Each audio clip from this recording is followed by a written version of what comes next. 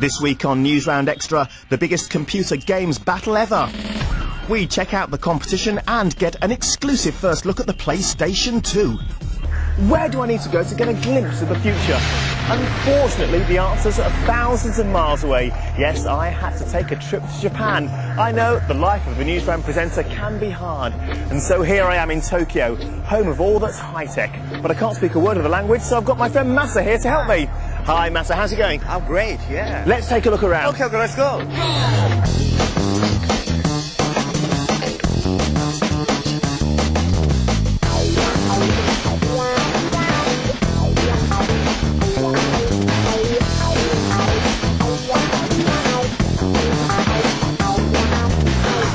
How cool is that?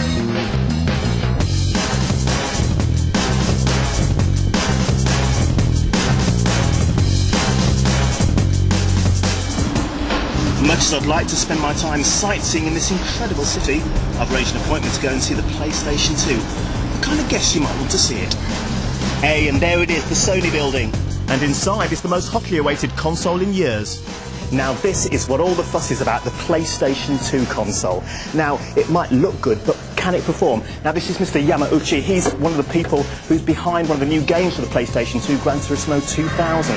Now, what can it do that other consoles, like the PlayStation 1 and the Dreamcast, can't do?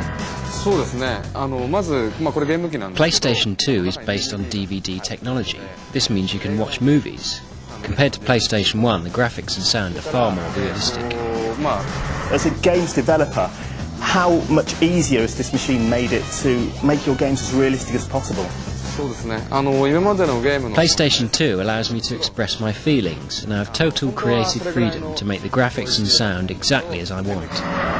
The question is, can I have a go?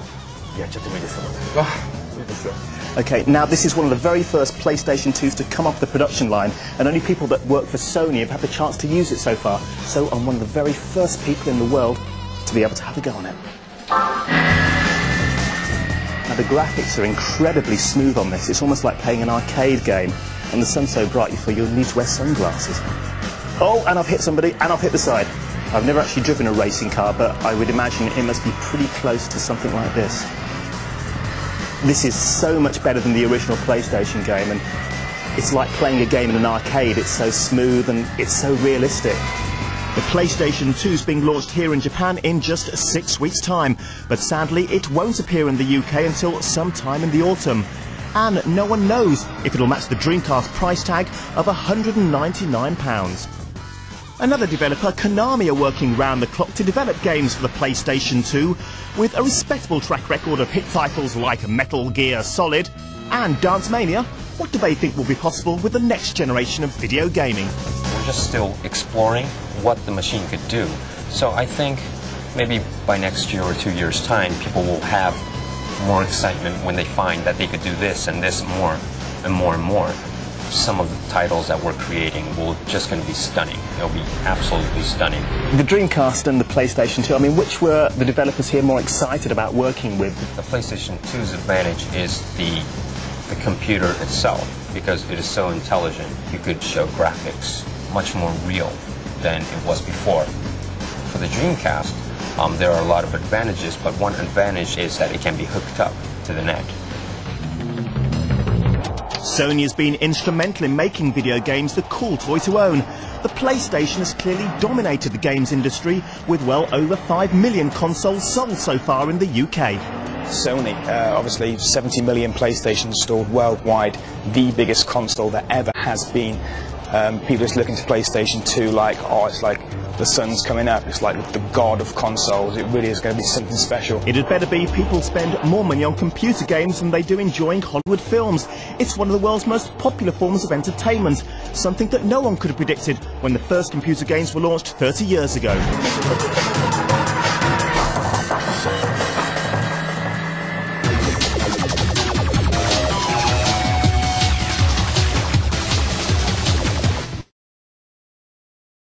The next PlayStation is coming.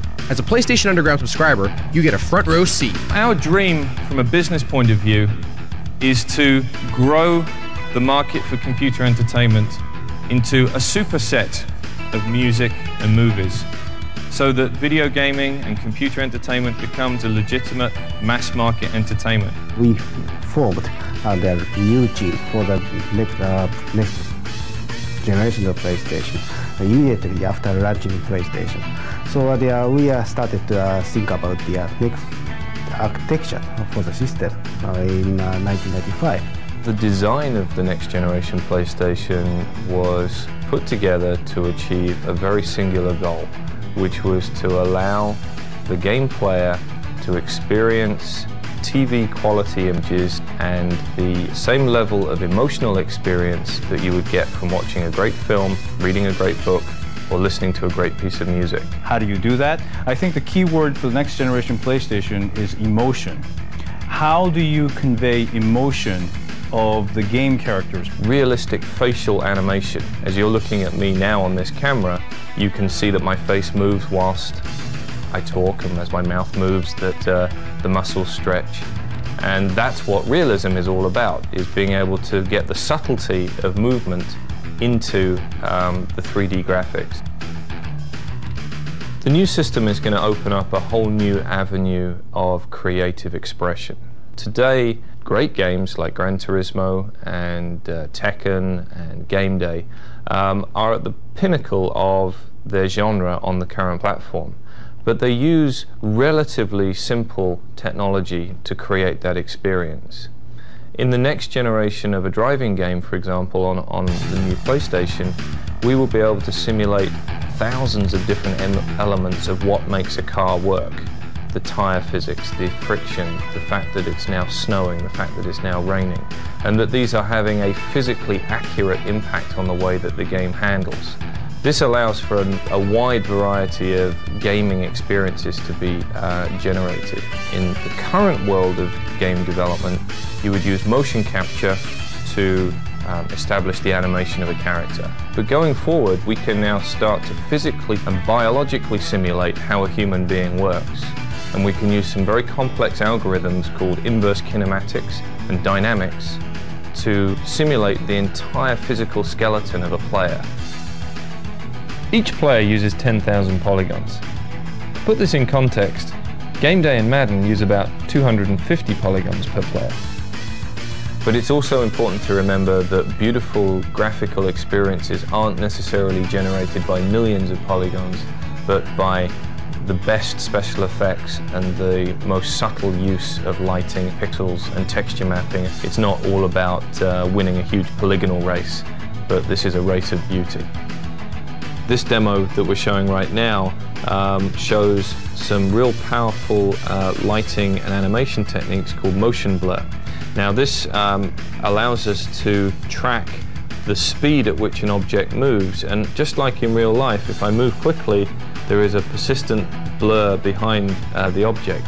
Each one of these firecracker particles is being rendered many times onto the screen. In fact, this demo is being drawn at 60 frames a second, but it's actually being rendered at 600 frames a second.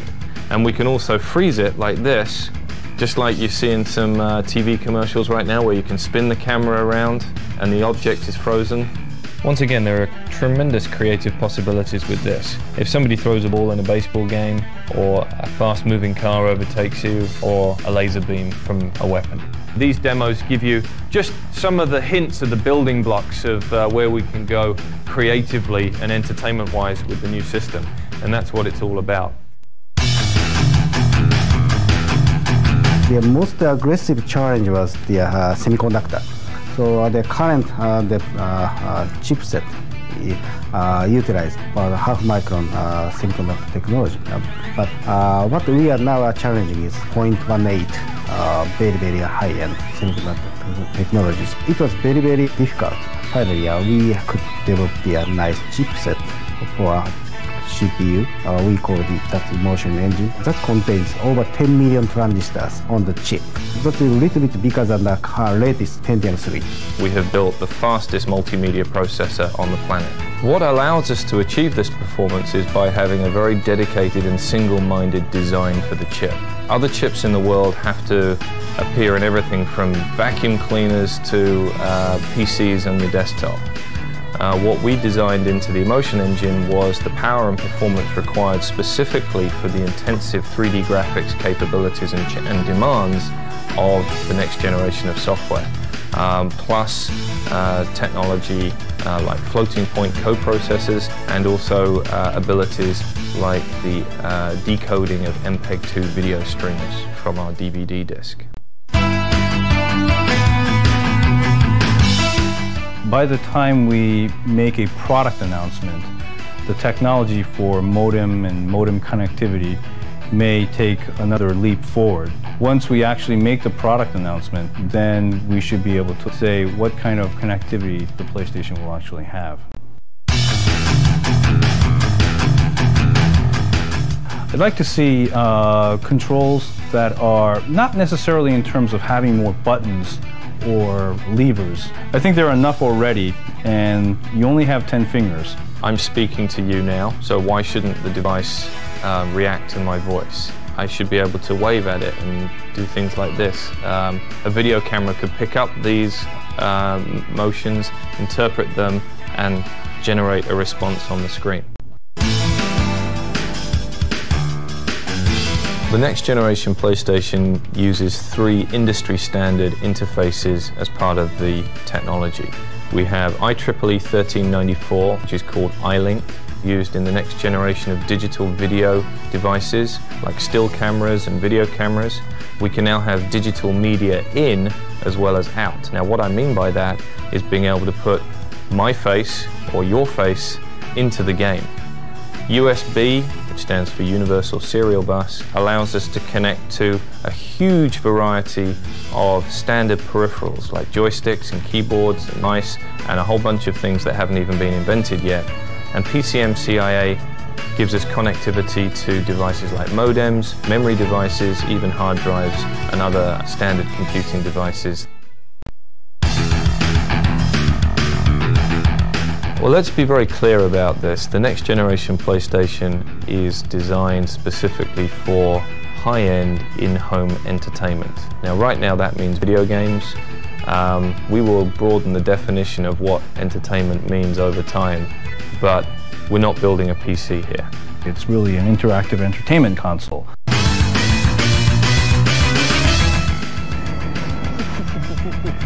The next generation PlayStation is also backward compatible, which means that any PlayStation titles that you have in your current library will also play on the next generation PlayStation.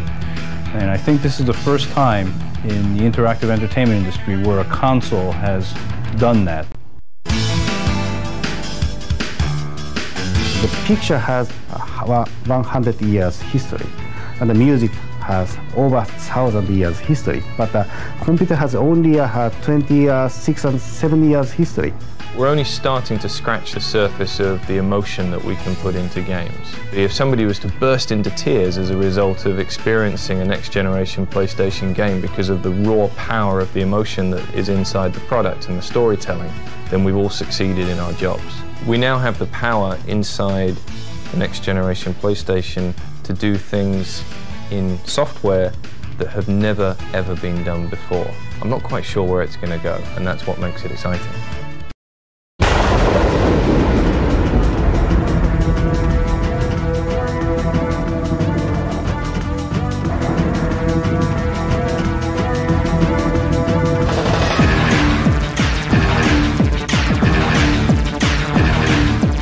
What's 10 times more powerful than any console out there now? What plays DVD movies? And what works with your current PlayStation games and lets you use your existing controller, memory card, and other licensed Sony peripherals? If you haven't heard by now, it's PlayStation 2 coming to North America in the fall of 2000. How's it changing games? We sent a team to Japan for a closer look. Keep in mind that we're giving you sneak previews of games that are very early in development. This game is called Bouncer from Square. It's not a rendered CG movie, it's someone playing in real time. The PS2 is able to crunch millions of numbers and render all these details on the fly. Check out the fire and the spraying water. They're made up of thousands of particles. Never before could so many particles be on screen at once, offering a new level of realism. This is Namco's Tekken Tag Tournament. The models are more complex than ever before. The blades of grass can move individually in the wind. Watch how the light moves across the stone. You can't do this without substantial computing power. In Dark Cloud, an RPG from Sony Computer Entertainment, hair and cloth can move subtly.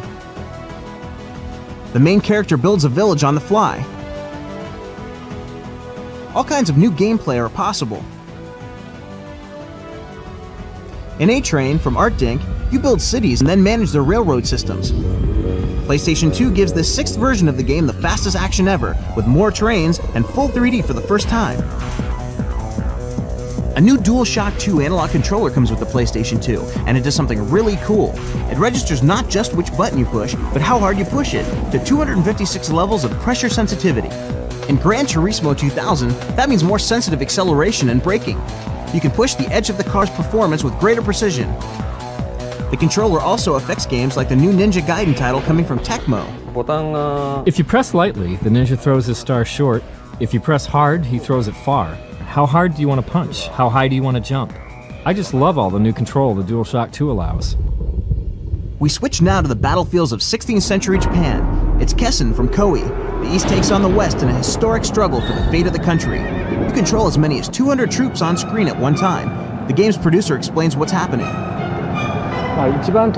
We use what we call agent technology. When you move a group, its members are aware of each other and act individually, adjusting to what others are doing around them. The result is very lifelike. The new console also makes it possible for characters to express emotion. I've dreamed of this for 20 years, that the power of games could be combined with the grand sweep and emotion of movies. The time has come for this game.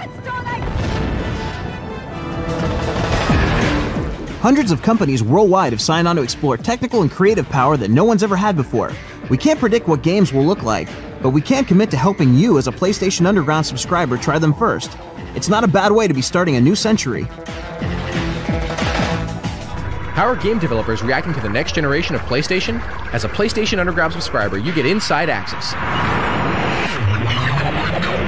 All we're seeing here today is the tip of the iceberg. You're going to see a much more detailed modeling, much more detailed worlds. A prediction for Road Rash could possibly, on the next generation PlayStation, we would go from 300 polygons for bike and rider combination to somewhere from 2,000 to 3,000 faces.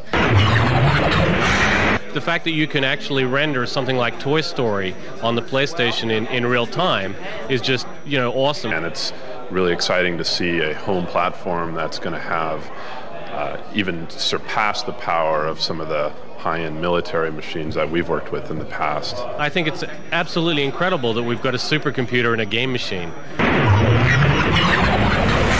The poly counts, the sound, the texture memory, we can bring everything together into a really cool, compelling storyline. It'd be really cool if you would walk through a hallway and the lights would actually be carried with you like a torch, for instance. What you're going to see is a little more randomness in the ability to control the character. Because the game is all about hiding in the shadows so the guards can't see you. But if the guards had a torch with them, that would completely change the way you play the game. You'll be able to get bodies swinging around and you'll have more control. You'll be actually able to screw up a little easier, which is nice for a gamer. We want to take you out into huge, vast regions of space with giant cruise ships and planets and space stations where you're a little tiny dot and the space station's miles and miles long. For a driving game, for example, crashing into a wall, not only will you damage your car, but you'll damage the wall, and maybe repeated crashing into a wall will even knock it down. We want to do things that nobody's ever seen before. In a way, you will be able to see characters talk to each other, react. There will be like when you impact somebody up, you will see his reaction, his facial reaction. You'll be able to interact with characters that feel like living entities with facial expressions and emotional reactions. It's all going to behave like real life, and nobody will have had to sit down for hours and animate it. I can't think of anything right off that we won't be able to do on the next generation PlayStation. The roof is off.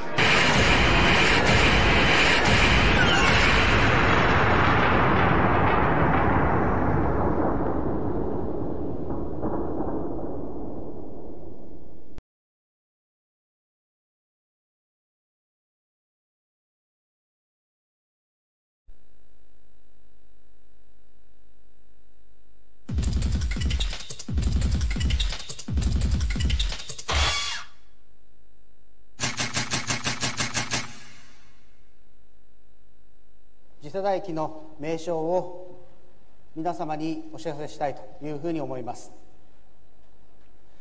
すごく簡単にプレイステーション2ということで正式名称プレイステーション2させていただきたいと思います。9月13日、噂の次世代ハードプレイステーション2がついにそのベールを脱いだ。東京の全日空ホテルにマスコミやゲーム関係者を集め発表会が行われたのだ。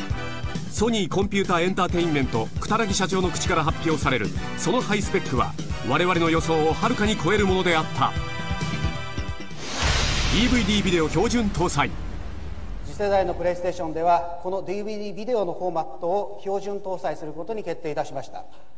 この新しく始まるエンターテインメントメディアの一つである DVD ビデオというもののサポートは我々にとっても望むところではございますし、かつソフトウェアの中でもいろいろな多様な使い方ができる。同時にこのプレイステーションというものが DVD フォーマットをサポートするということでフォーマット全体のビジネスを皆さんと一緒に後押しすることができるというふうに我々は考えております。現行機との互換性はプレイステーションのソフトは今のプレイステーションで遊べるのはもちろん次の世代のプレイステーション2でも遊べるというバックワードコンパチビリティを確保するということを今日ここに皆様に再びお話したいと思います。どんどん新しいソフトがプレイステーションの上でリリースされる予定です。我々はこれを資産としてまたこれから作られるこれからリリースされるプレイステーションのソフトをも次の世代でしっかりと引き継ぐということをしたいということでこの機能を入れてそれをまた皆様にご提案申し上げました。そして周辺機器はデュアルショックを標準のコントローラーで採用したいというふうに私はお話申し上げました。このデュアルショックこれが実際はデュアルショック2です。何が違うのか全く変わらない。じゃあ何が違うかと言いますと実はこのセレクトとスタート以外の全てのキーつまりこちらの方向キーそれから右に4つある決定キーとこちらにある L1、L2、R1、R2 という12個のキー全てがアナログ入力つまりアナログ拡張されました。これはどういうことかと言いますと押した時の力の強さによってもしくはボタンをこういうふうにグッと構えた時の強さによってそれがそのままアナログ値として本体に伝わるということであります。次の新しい周辺機器はこの大容量メモリーカードです。形状は今のメモリーカードとほとんど一緒です。同じポートに刺さります。何が違うかと言いますとまず容量が8メガバイトと非常に大きな容量になります。64メガビットのフラッシュがこの中に内蔵されております。新しい2つの周辺機器デュアルショック2と8メガバイトのメモリーカードの価格をここで発表させていただきたいと思います。この新デュアルショック2は本体発売と同時期3500円で発売を計画しております。また8メガバイトの新たな大容量フラッシュメモリーカードも3500円ということでハード発売同時にリリースすることを計画しております。気になる発売日と値段発表させていただきます。日本において39,800円 SCPH1 万この39,800円はもちろんプレイステーション2本体とデュアルショック2および8メガバイトのメモリーカードが標準に同梱された価格です。発売日は日本で2000年の3月4日に決定させていただきました。2000年3月4日というのは土曜日です。土曜日、日曜日と皆様が心置きなくプレイステーションを遊んでいただくためにこの日付に決めさせていただきました。よろしくお願いいたします。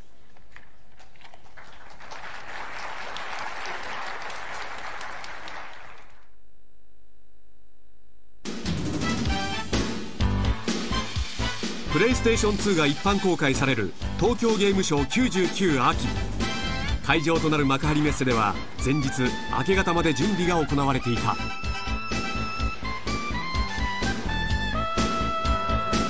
そしてついにソニーコンピューターエンターテインメントのブースにプレイステーション2の実機が運び込まれてくる。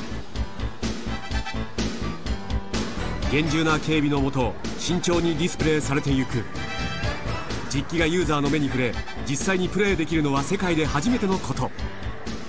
今までのゲームマシンにはなかった斬新なデザインと縦置き可能なボディ、拡張性豊かな性能、その全容がいよいよ公開されるのだ。果たしてユーザーの反応は。プレイステーション2の発表はニュース番組や新聞でも大々的に報じられたが、こんな貴重な映像を紹介できるのはプレイステーションクラブだからこそ。さあ、そして待ちに待ったゲームショー当日、会場の幕張メッセには全国からたくさんのゲームファンが集まってきた。みんなのお目当てはもちろん次世代ハードプレイステーション2。徹夜組まで出る熱狂ぶり。総来場者数はなんと16万4000人。熱気と期待に包まれた幕張メッセ。会場の中央で最も広いスペースを確保していたのがソニーコンピューターエンターテインメントのブース。そしてプレイステーション2の発表イベントが盛大に始まった。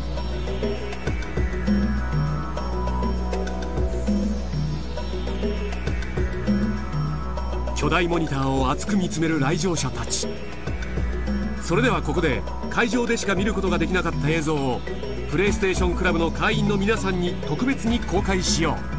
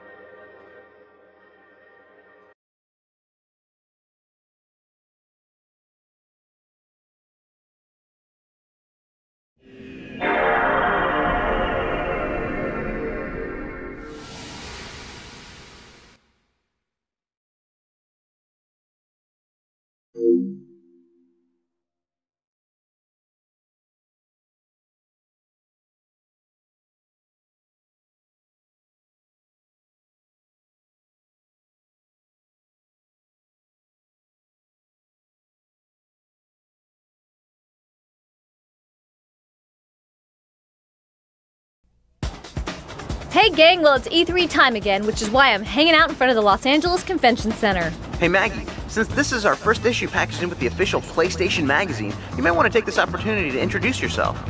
Oh, that's right!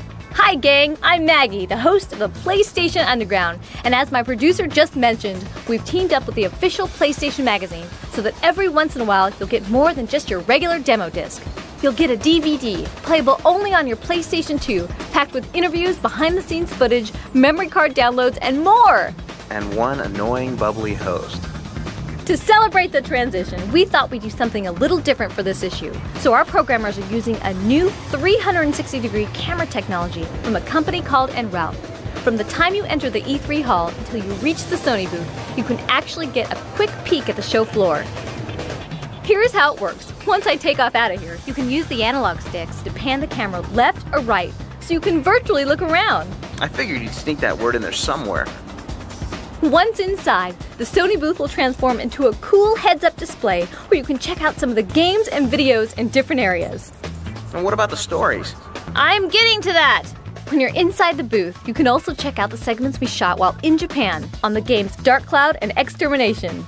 I thought you went to the Tokyo Game Show. How right you are! However, rather than showing you the games that will someday end up on the shelves here in the US, we thought we'd give you a look at some of the stranger titles.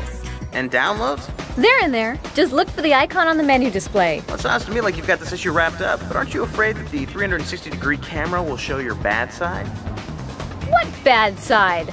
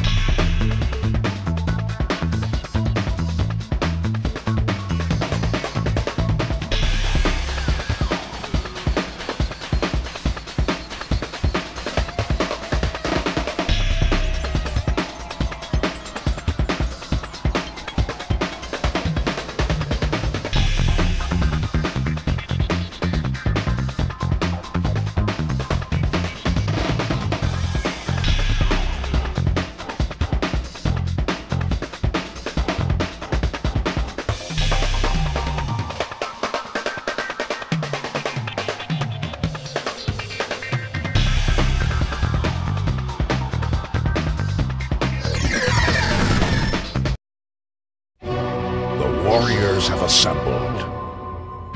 The lines have been drawn. The stakes are incalculable. The rewards unbelievable. This could be your last chance for freedom and power. This fight is all or nothing. It's showtime! Every weekday at 5, Cartoon Network is building you a better cartoon show. The finest action cartoons all assembled in one place. Time to crash the party. Die, planet, die! You crazy little fool, you're gonna get yourself killed! I will destroy him! Use any means necessary. We won't be intimidated by criminal threats. We call this Toonami. Tougher than the best. Stronger than the rest. Weekdays 5 to 7 and midnight to 1 a.m. Only on Cartoon Network. Accept no substitutes.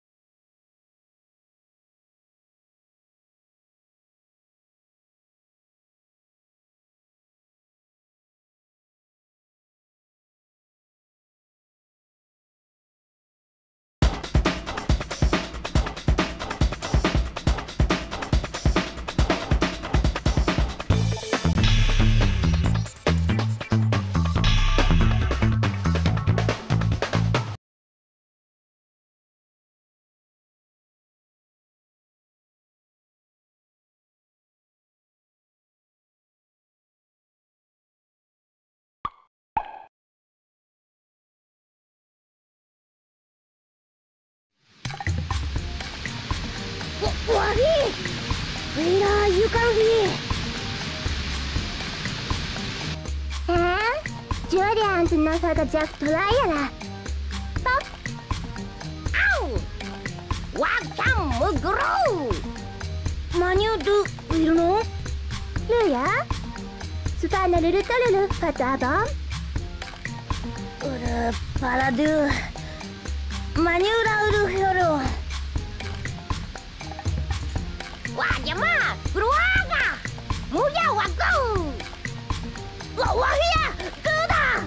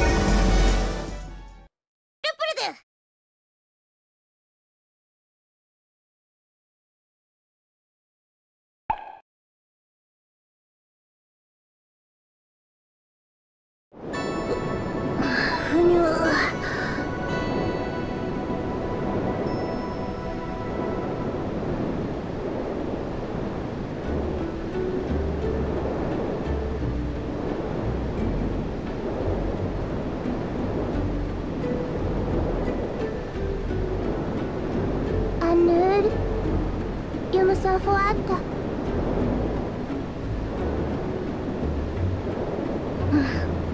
Landa.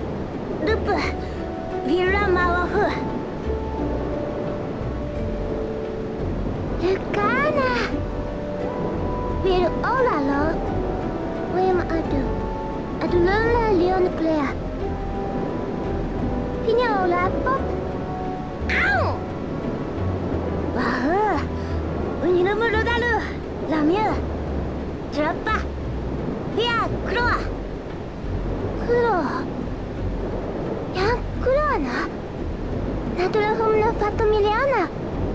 Manyo. Wahi Larduvia.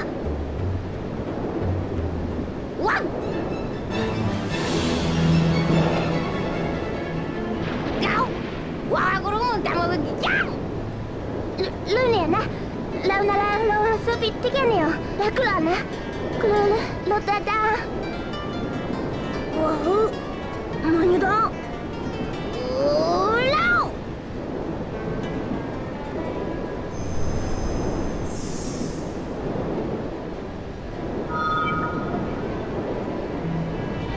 Ow! Awang! Wala aja mo ang! Manya! Wahoo! Wahoo! Wala mo ah! Jawarang gawa ko mo wawang! Hirwa?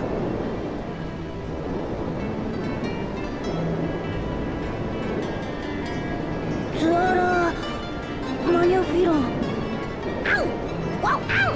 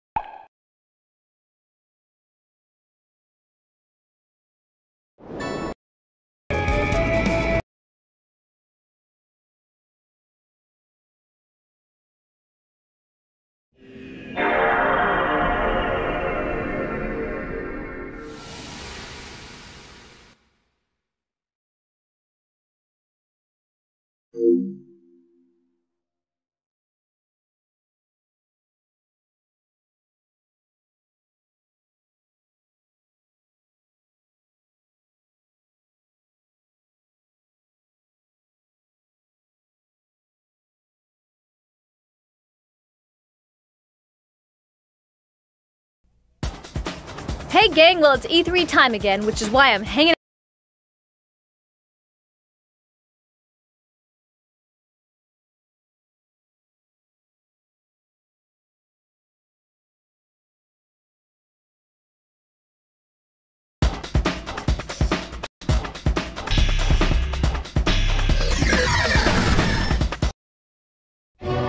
The warriors have assembled.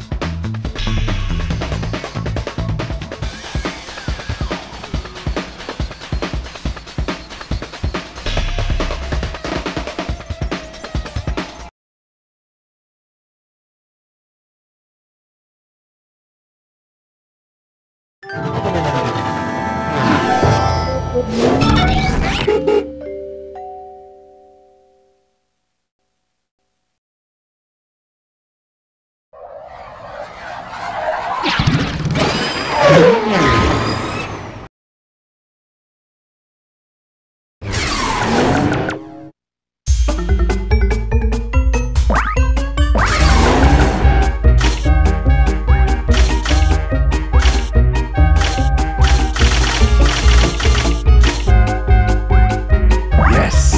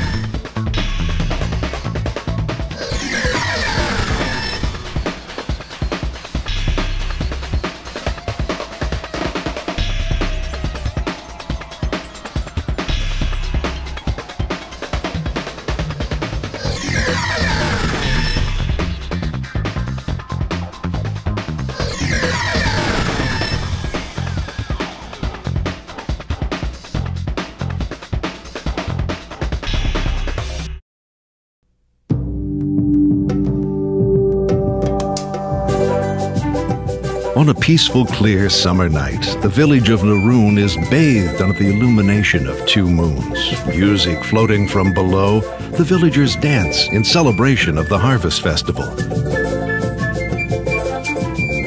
Suddenly, a dark cloud appears from nowhere, bringing with it an unimaginable fate. In one fell swoop, the village is gone. An ancient evil has been unleashed. This epic journey unfolds within the mysteries of myths and fairy tales. Will you be able to revive and restore this world?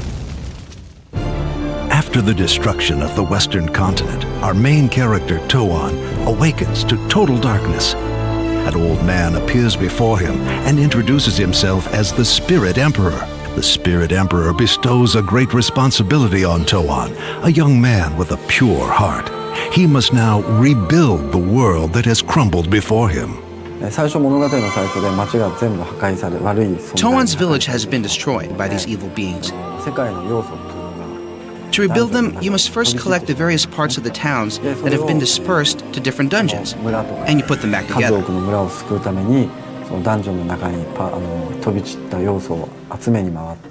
As you do so, the townspeople are released, and in return, reward you. The rewards lead you to your next adventure.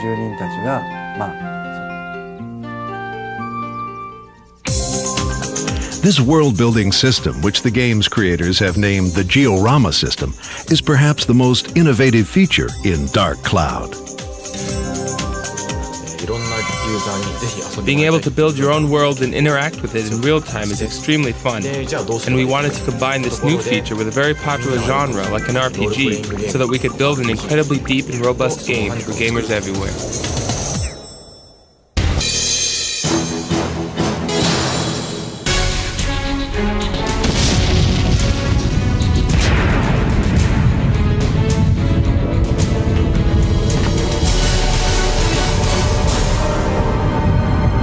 With its deep and involving storyline, innovative design, and stunning graphics, Dark Cloud sets a new standard for role-playing games on the PlayStation 2.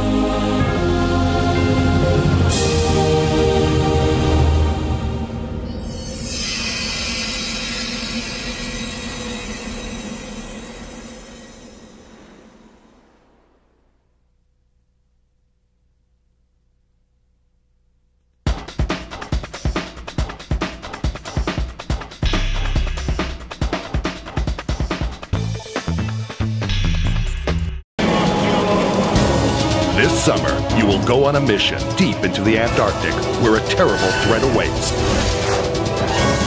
Fear and danger wait at every turn. A mission that you may not survive.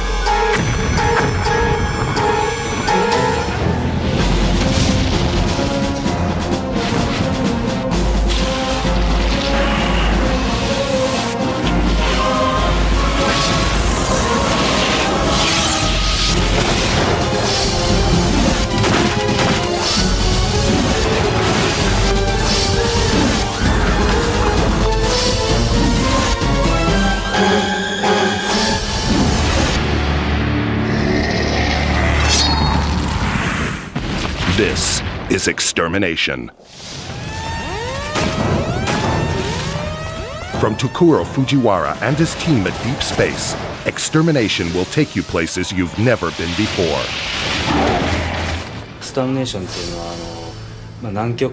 Extermination takes place at an underground research facility at the South Pole. Because of the extremely low temperatures, they're able to conduct experiments on dangerous viruses. Suddenly, a distress signal is sent from the base, and all communications are cut off. When Dennis Riley and his partners in the Marine Special Forces Red Light Team arrive at the top-secret Antarctic base, they find that infected mutants have taken the base over, and that they are hell-bent on infecting the members of Red Light with their deadly virus.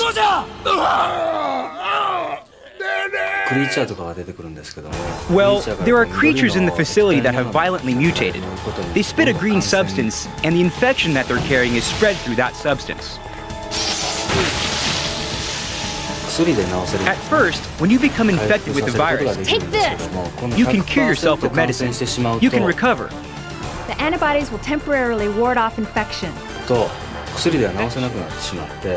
But if you get 100% infected, you can't cure yourself with the regular vaccine anymore. You need to find a treatment pod. When you're infected, your body gets eaten away from the inside. Your strength diminishes over time. When you've deteriorated completely, it's game over.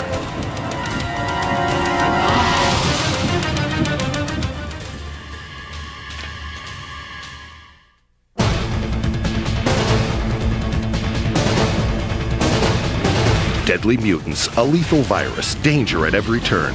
Sounds like a classic formula for an action movie, and that's exactly what Deep Space is aimed to create in Extermination. An action movie where the player is immersed into a world where his actions, his fear, and his wits are what control the outcome.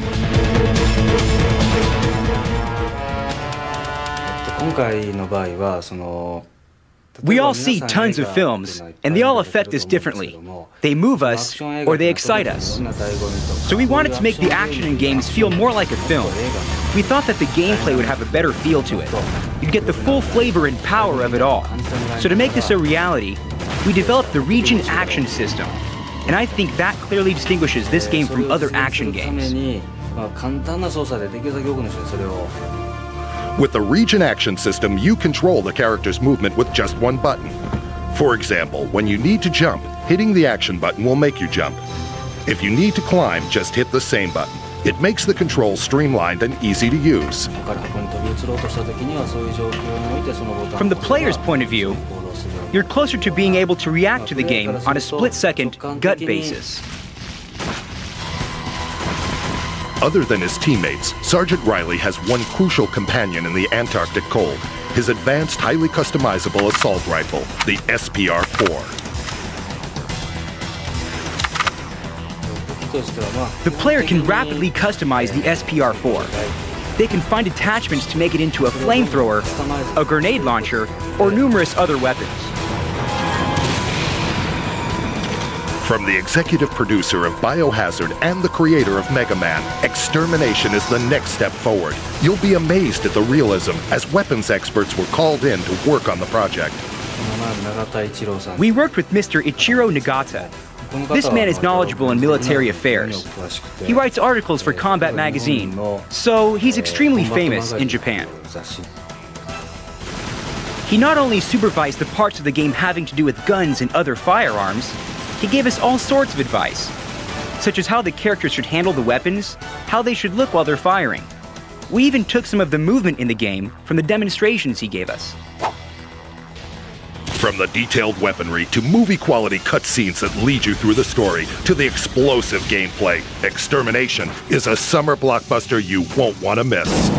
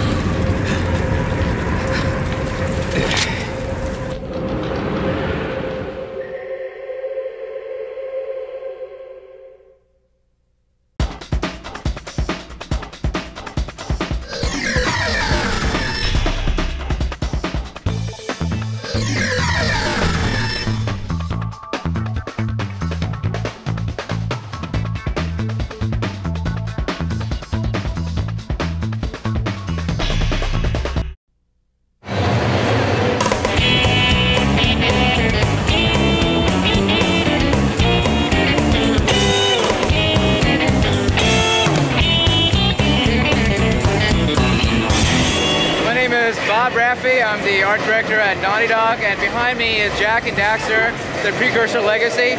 This game was created with the original team that did Crash Bandicoot, and it's our first project on the PlayStation 2. And this game is something that we're really excited about. It was in development for a year and a half. It's a non-linear gameplay, and you have various tasks to solve. And as you go forward, you see that there's a very involved story. We have in our world a lot of technology and mystery that has been left behind by the precursors who are somehow involved in the creation of this universe. Nobody really knows why it's there, but our main character, Jack, which is what the player controls, is special enough to be able to unlock these mysteries. It's got continuous worlds. There's 8 times of day change. There's no load time. At any given time, we're pushing anywhere from 20 to 50 times more polygons than you ever saw in Crash. And the sky's the limit with PlayStation 2. It really is unbelievable the amount of muscle we're getting out of the system. Jak and Daxter, Precursor Legacy. Look for it in stores this holiday season.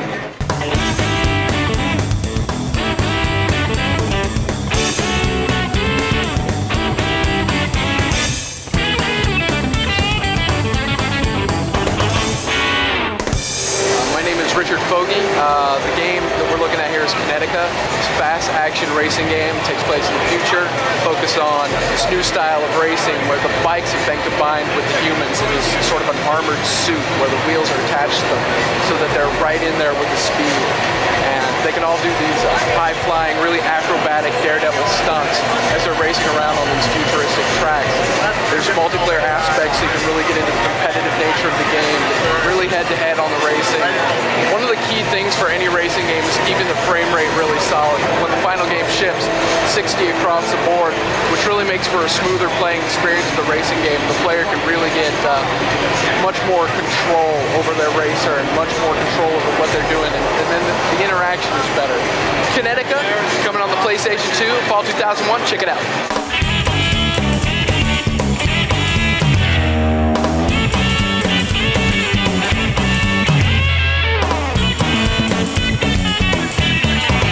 I'm Alan Patmore, and I'm the president and lead designer of Surreal Software, working on Draken 2, which you see behind me. It is a third-person action-adventure game where you play Rin, who's a heroic female character, who's very athletic.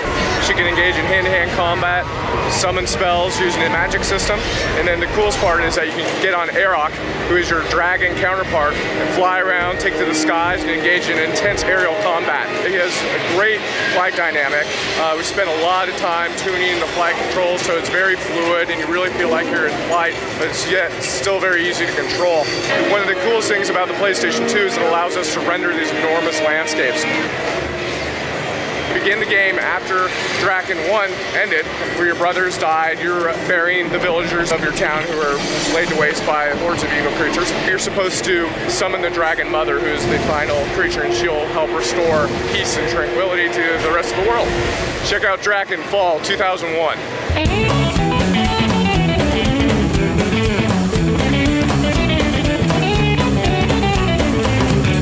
SOCOM US Navy SEALs is a military action game that we're developing for the PlayStation 2. It's a team-based game.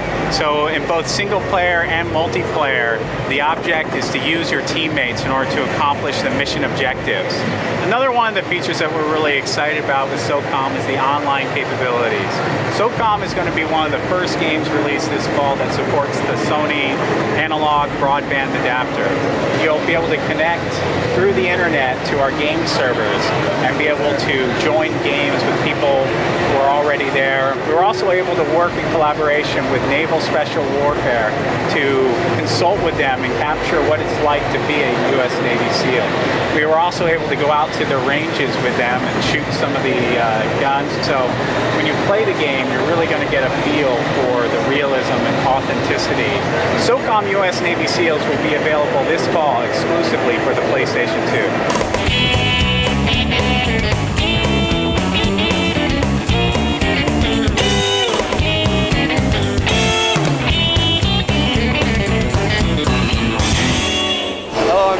I'm the assistant producer on Okage. Okage is basically a role-playing game. Really the most impressive features of the game are the art style and the attack system.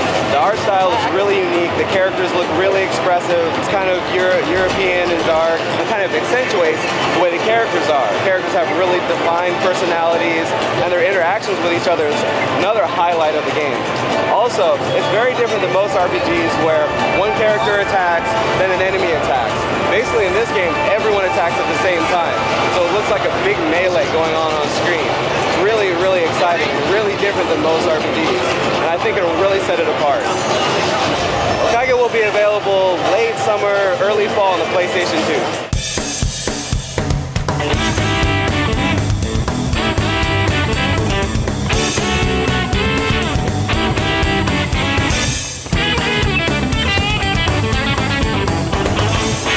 Frequency is an online DJing game. It allows you to build a song with friends, an existing tune, and remix it together online. You have an 8-sided tunnel. Each side of the tunnel represents a different instrument. And gems come down that side of the tunnel, and you got to match the beat of the gems and capture the music and create it as you go along. You'll be able to go online and meet up with friends and through various chat rooms and actually play the game with 4 other people. They can each take a side of the track or a different instrument and play together. You also have a great remixing function. You connect online via your PlayStation 2. You can actually take an existing song and remix it with your friends all at the same time. Frequency will be available coming this November on PlayStation 2.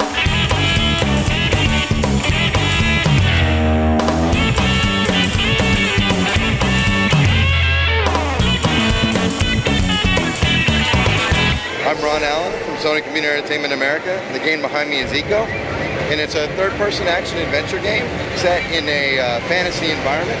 It's an epic adventure of a boy born with horns who is imprisoned in a castle, and he escapes this imprisonment and tries to find his way out of the castle. On his journey, he finds the princess of the castle, and he's actually trying to lead the girl out. This game offers new gameplay, first time ever seen on actually any type of game.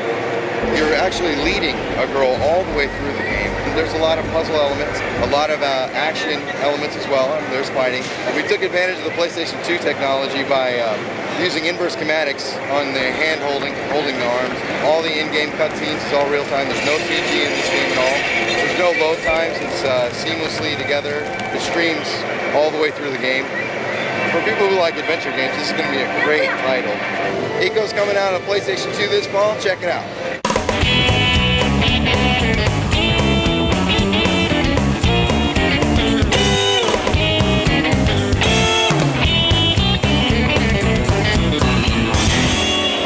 I'm Joel Jewett, Neversoft Entertainment, working on Tony Hawk 3 for the PlayStation 2. We're doing the online play with the game. We've all been playing it for 3 years every single day, and it's suddenly like a whole new thing because you've got your character on the entire screen, 3 other characters playing against you, and it's just like completely brings the whole thing to life again. For me, it's pretty awesome. One of the things that we have working in the online thing is if 2 skaters collide, whoever has the most momentum is the guy that remains standing. If you run into somebody else in the middle of a huge trick string, you can wipe their whole score pot clean, and you added that bonus into your combo, totally flushing out the create a skater thing. So there's tons of different parts. You can scale your character, change the colors, and basically doing everything we did in the previous games, but more, better, PS2 online. We're going to be there for Christmas, guys. Hope you like it.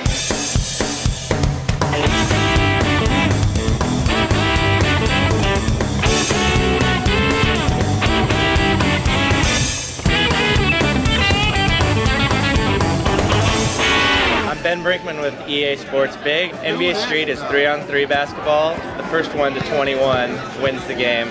But along the way, you're encouraged to do as many tricks as you can. It reflects the attitude of what's going on the street. The players are just over-the-top competitors, talk a little trash. How are you gonna shoot over this? They make a great shot, they'll point their finger and let you know how great they are. You can goaltend, there's no fouls, so you're kind of encouraged to take the ball hard inside and dunk the ball or get as close as you can because there could be a guy just sitting in front of the basket.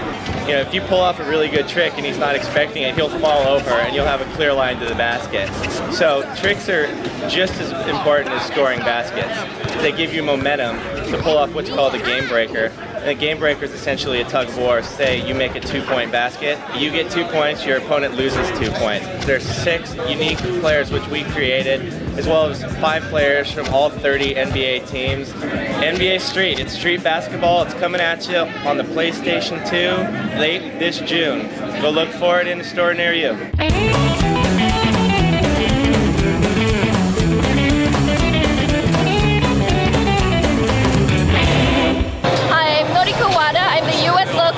Producer for Ace Combat 4. I think most users will find it easy to get into the game, unlike most sim games. So it's not as difficult as a sim, and yet the realism factor is very high. We've actually used satellite photos to enhance our textures, and we have consultants in the US Air Force as well as the Japanese Self-Defense Force. So overall, I think most players will find it easy to get into the game, and yet enjoy the realism of it. Ace Combat 4 will be available on PlayStation 2 in fall of 2001.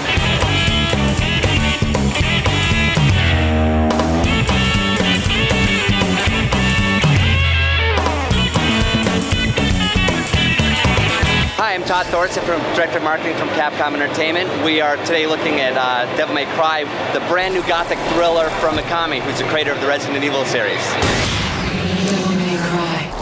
It's really the legendary story of Dante, who is a 2,000-year-old part human, part demon. He battles against the devil and trying to fight for the forces of good to save mankind. He has the ability to transform into a demon state where he really can inflict massive attacks. What's great about the game is actually the fast action gameplay. So you're battling with a sword, you're battling with guns. You take a demon, slash him with a sword, at the same time throw him up there, blast him with your guns. The pace of the game is just absolutely amazing. Stunning graphics, it all comes together just for an incredible game experience. Devil May Cry is coming for PlayStation 2 November 14th, so look for it then. It's going to be a great release.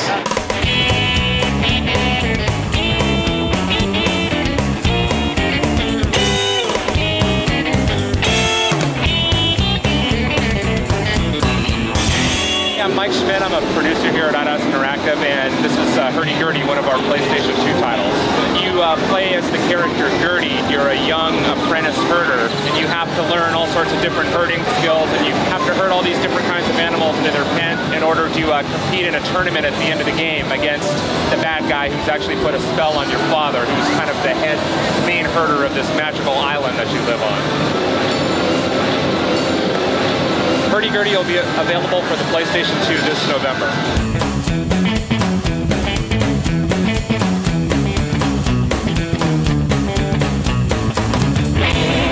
Hi, my name is Sato. I'm a director of CCI feature of Silent Hill 2. It should be totally different from Silent Hill.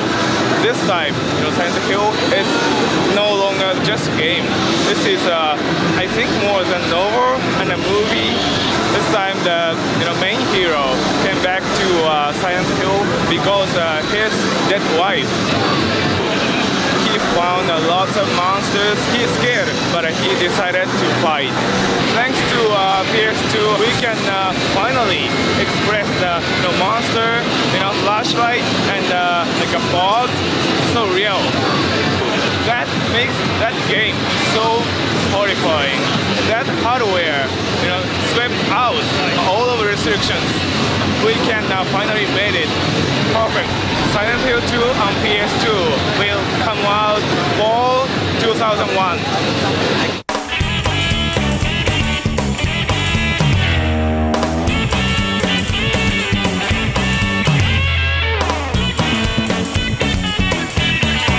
Hi, my name's Jason Enos from Konami. We're here at the Konami booth checking out Metal Gear Solid 2. This time around, Snake is back, and it's badder than ever. The graphics are insane. The realism is incredible. You can do so many more things with Snake now that you couldn't do with Metal Gear Solid 1. The PlayStation 2's hardware is so powerful that everyone is just awed by this game. The graphics in general are incredible. The level of detail on the environments and the characters are much stronger and more real. I mean, they just look so odd, like human. This is clearly going to take the Metal Gear Solid experience to a whole new level. So gamers, be on the lookout for Metal Gear Solid 2 Sons of Liberty on the PlayStation 2. This is going to be the hottest game this fall, no question.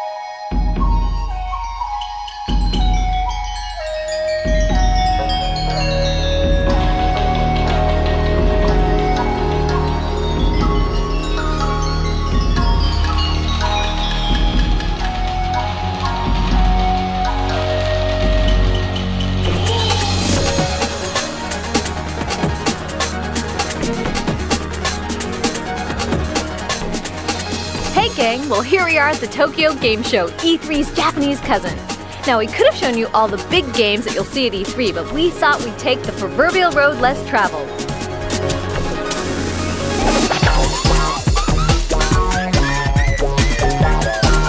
It goes without saying that the Japanese are extremely friendly. They also have a great sense of fashion.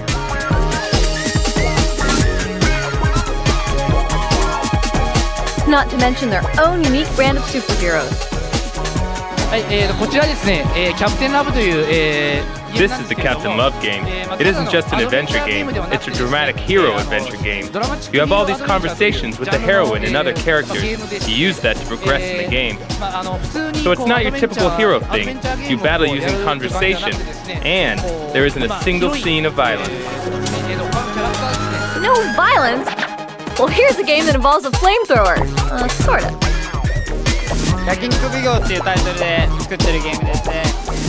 We've made a game here titled Judge Grilled Meat. The concept of the game is that you grill meat and serve it to your guests. The various preferences of the guests are set like so. For example, if one doesn't like carrots, you don't serve that guest carrots, and you serve all the guests with grilled meat when it's properly done. That raises their degree of satisfaction, and you complete the game. Well, after indulging in that game, you'll probably need this one. This is a diet simulation machine. You run by operating the special controller and the calories appear here. So in this game, one candy is 1 kilocalorie, and you can see how many kilocalories you've used up over the distance you've run so far.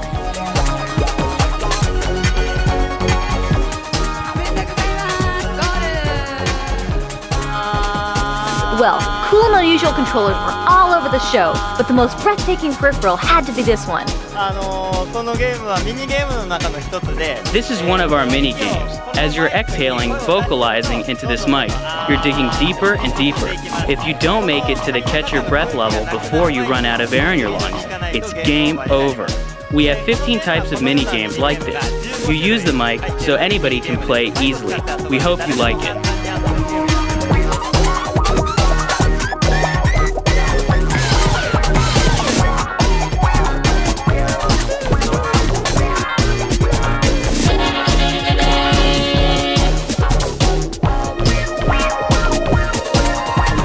As the day headed into the home stretch, we stopped by this booth to check out a horse racing game. Gallop Racer isn't like conventional horse racing games, where you raise racing horses. Here the idea is to get the sensation of actually being a jockey. We've called on the power of the PS2 hardware for the graphics, which have become far more realistic. I think they're just about to go into the final corner. At the final corner, you've got to use your whip and make that final spurt. Now they're on the final stretch. They're using their whips, and now they're crossing the finish line. If you do it right, you can take first place. All in all, these games seem pretty cool. Just think twice before you give that diet game to your girlfriend.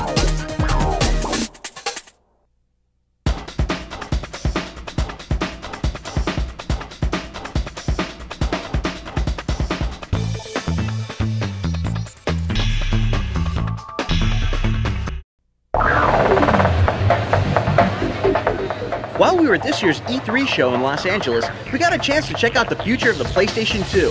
Sony announced some cool new technology that will expand its power. Soon you'll be able to connect your PlayStation 2 to the internet, surf the web, and play online against opponents all around the world. And the first of a flurry of announcements, Sony Computer Entertainment and America Online teamed up to bring internet access to the PlayStation 2. For the PlayStation Developers Kit, we're going to create tools so that game developers, so PlayStation 2 developers, can create games that involve dialing into the internet, that use AOL email, that use AOL instant messaging, and chat. In addition, what you have there is you have the AOL service, you have the AOL welcome screen, all the AOL content, your buddy list, your instant messaging. It is AOL, all running off of PlayStation. So how will you connect to the internet? By using the new PlayStation 2 network adapter, which will be available this November. The adapter will include both a V90 modem for people who use a dial-up connection, as well as an Ethernet port for users with broadband connections like cable or DSL. This network adapter will have a suggested retail price of $39.95, a small price to pay for all the features it will make possible. Along with regular internet access and online gameplay, Sony also announced partnerships with Real Networks and Macromedia that will let PlayStation 2 owners access streaming media in the Real Player and Flash formats. you have the ability to bring dynamic content from the internet and from various networks into games that are typically located just on static types of media. Clearly, bringing the internet to the PlayStation 2 will open up a world of possibilities, and in the next few years, those possibilities will expand even more. For instance, we saw a demonstration of high-definition video playback on a PlayStation 2, and it was incredible. The PlayStation 2 is playing back HDTV quality video in real time from a hard drive. So how will you be able to get HDTV movies on your PlayStation 2 hard drive? Simply download it from the network. In the future, if we get the high bandwidth of the networking system, so instead of the playback from the hard drive, so you can see the such kind of movie from the network in real time. Wow, streaming HDTV video. It's going to be a whole new game for PlayStation 2 owners with the system's new online capabilities. Stay tuned for more details. The amazing online feature of the PlayStation 2 will start this November.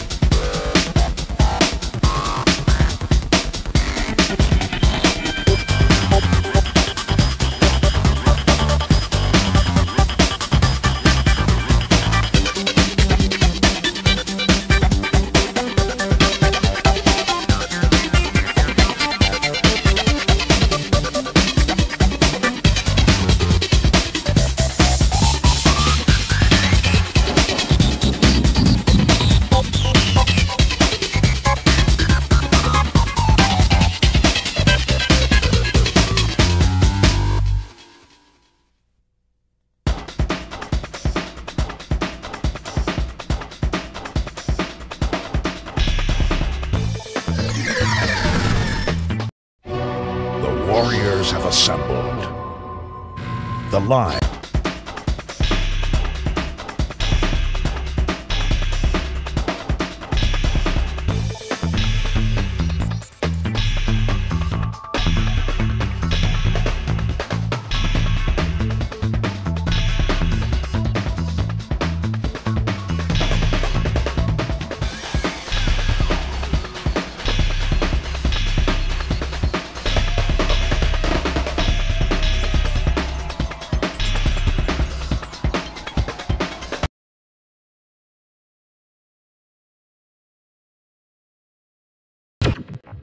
Yeah, this is Trent, man. Pick me.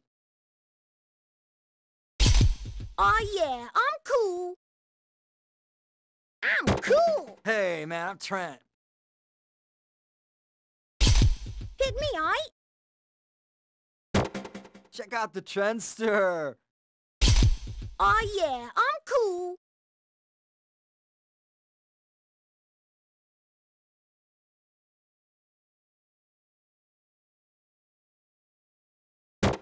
Hey, man, I'm Trent. Pick me, aight? Check out the Trendster. Oh yeah, I'm cool. Hey, man, I'm Trent. Pick me, aight? You don't pick me? You don't. Hey, I'm Trent. I'm cool. Pick me, aight? You don't pick me? You don't know what's up. Hey, man, I'm Trent.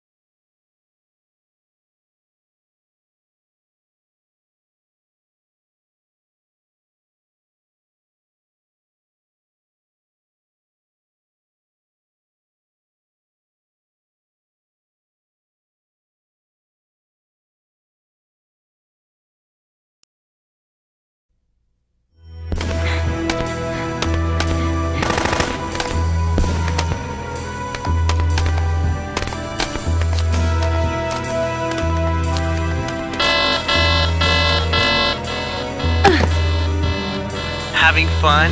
And who are we pretending to be today? Laura? Snake? And simulation. No, just a journalist on the run from her evil producer. Touchy. Well, if you're done with your little holographic game of hide and seek, why don't you tell the viewers what's in this issue? No problem. Hey gang, in this issue, check out Eco. We got the lowdown from the developers in Japan. Then I flew over to Naughty Dog to hang out with the creators of Jak and Daxter. For those of you who thought the 360 camera we used at E3 in our last issue was cool, the folks at En Route showed us how they're using it to give you a head-spinning look at things. Head spinning, huh? It's kind of like an exorcist camp. You know, with the head spinning. Begin simulation. Now, where did I leave that laser?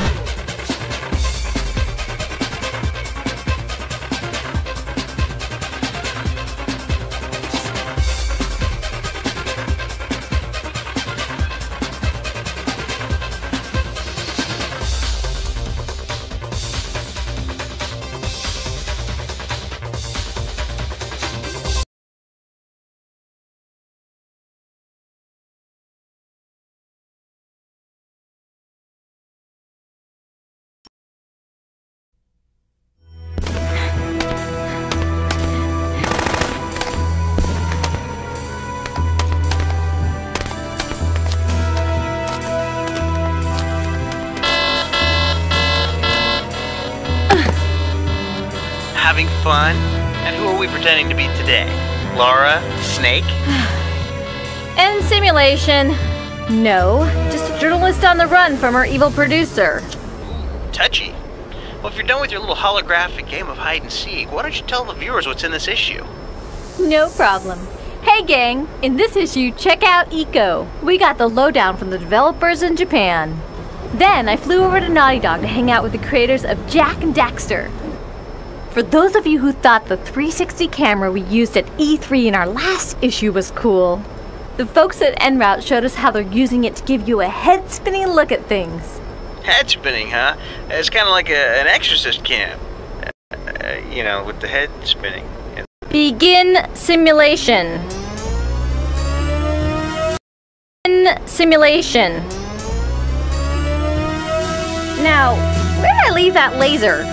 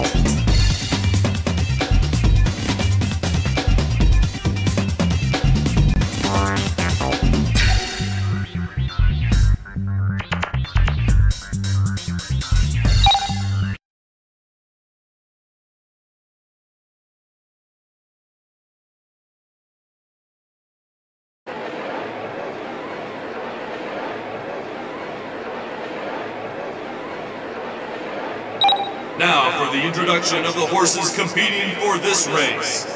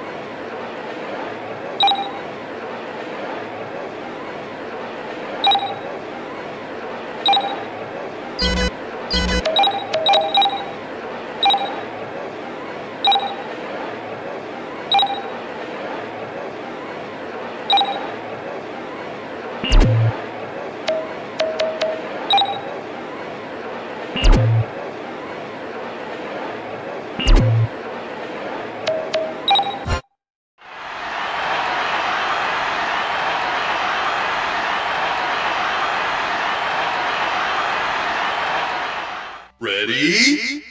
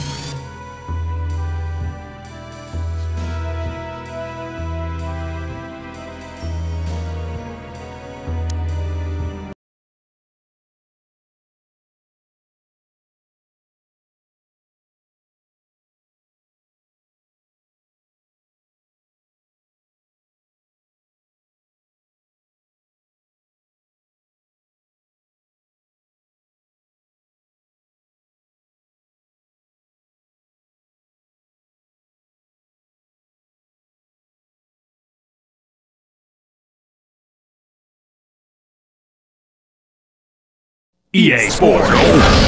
Big.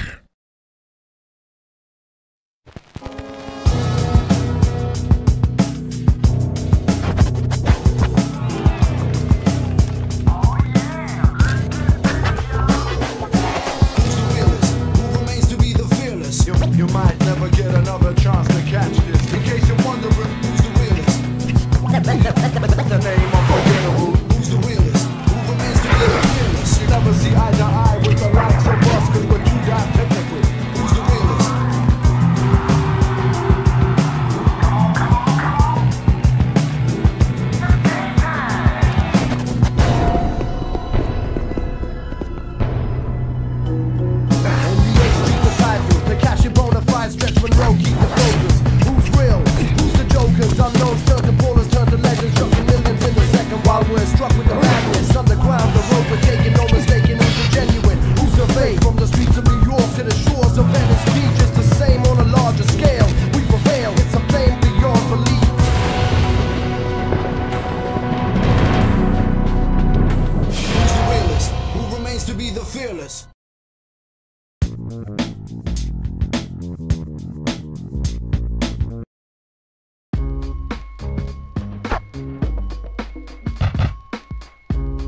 see what kind of options we got up in here.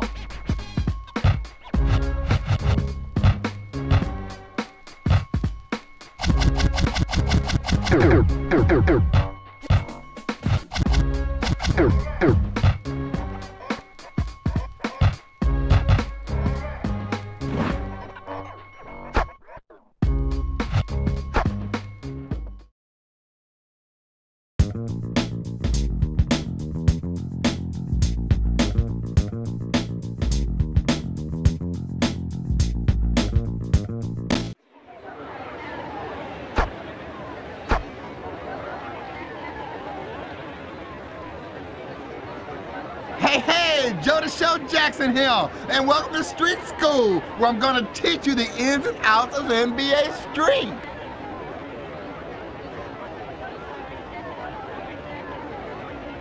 Let's start by learning how to pass the ball.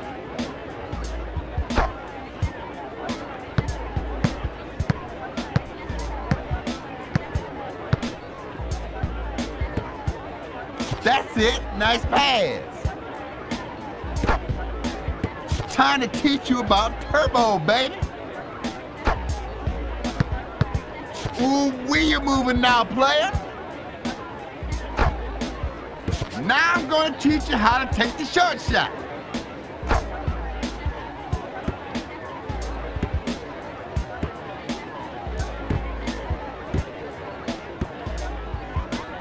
This is how you take the short range shot. Now let me educate you on the shot clock, dog. Let's do this again. This is how you take the short range shot.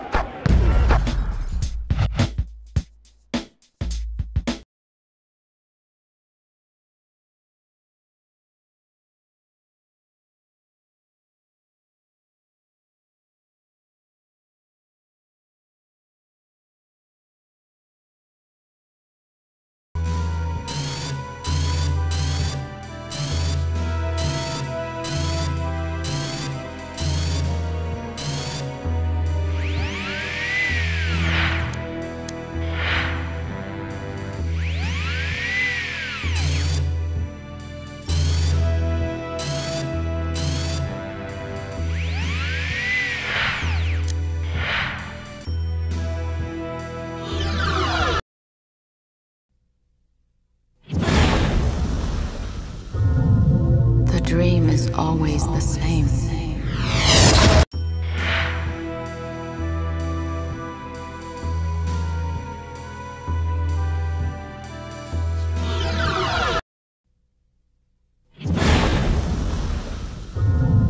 The dream is always the same.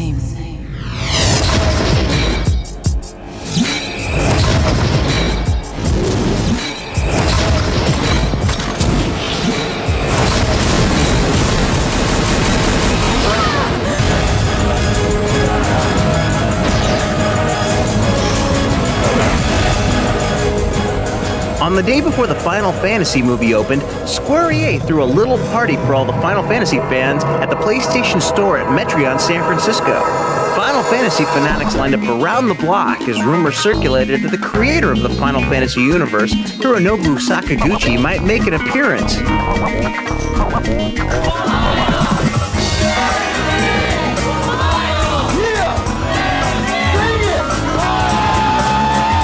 Inside, the party was in full swing, complete with raffles, Final Fantasy games,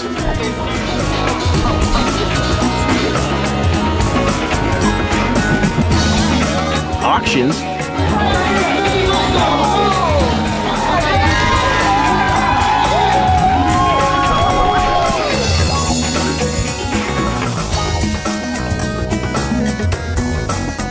and costume contests where the winners received Final Fantasy toy sets, action figures, soundtracks, and exclusive Squaresoft t-shirts. Every so often, a hush fell over the crowd as they showed a video from Final Fantasy X.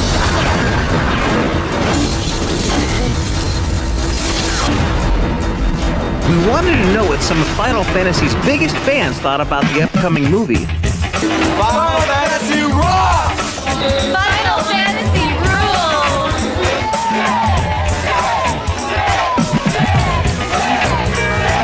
Anticipation of Sakaguchi-san's arrival was definitely on the rise. Sakaguchi, you're my lord and god! Finally, towards the end of the evening, Sakaguchi-san made an appearance.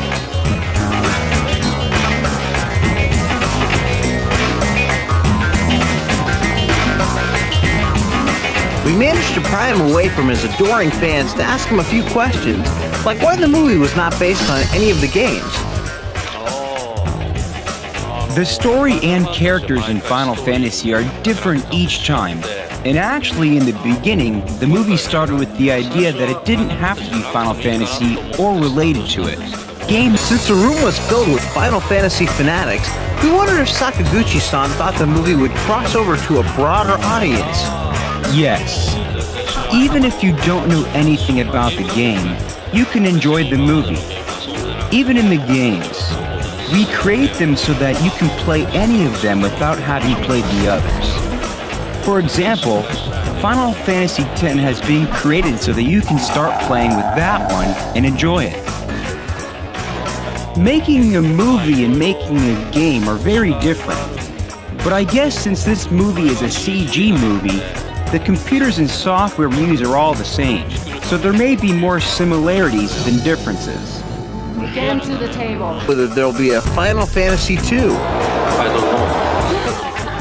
I'd like to make one, and I have a bunch of ideas that aren't necessarily sequels.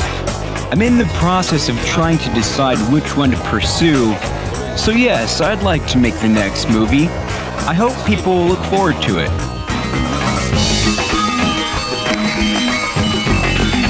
If you can't get enough of Final Fantasy, check the vault for the complete trailer of Final Fantasy X.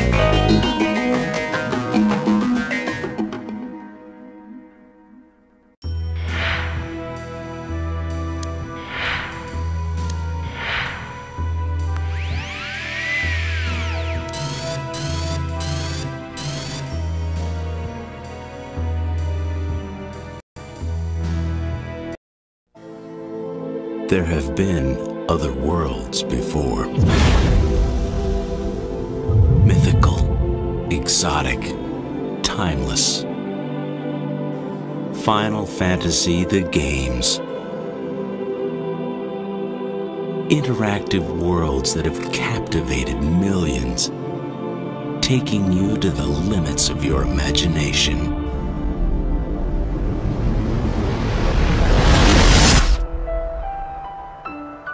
And now, the phenomenon continues with Final Fantasy X. A young adventurer named Tidus, beginning an epic journey. And Yuna, training in the ancient art of summoning. Join them as they struggle to save their world from a vast evil known only as sin.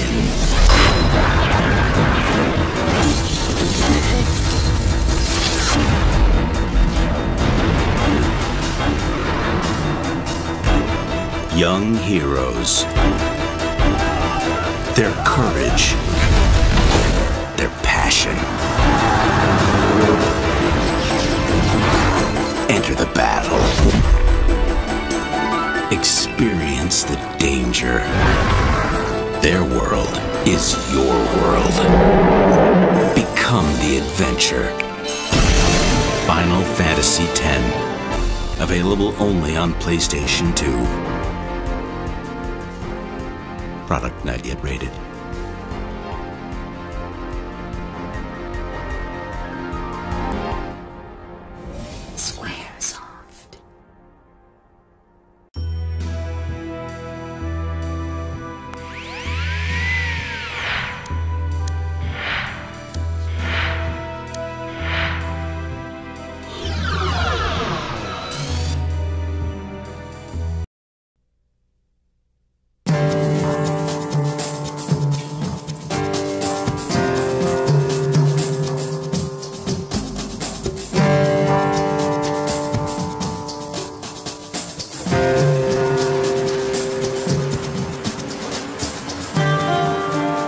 PlayStation 2 was released with the potential to create stunning worlds that game players had never seen before. Now, there's a game where that potential has been realized. Ico is a new game from SEI that puts the player in a wondrous fantasy world on a quest to save a princess and themselves. The story of Ico begins in a small village. Every generation, a boy is born with horns on his head. The boy is believed to be evil, and the villagers sacrifice him to cleanse the village of evil spirits.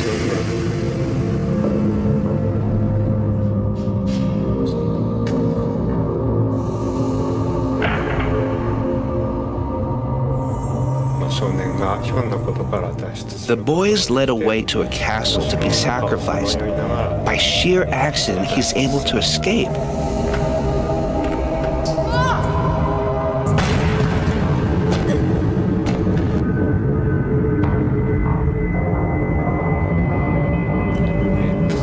So now he's roaming the castle and trying to find a way out.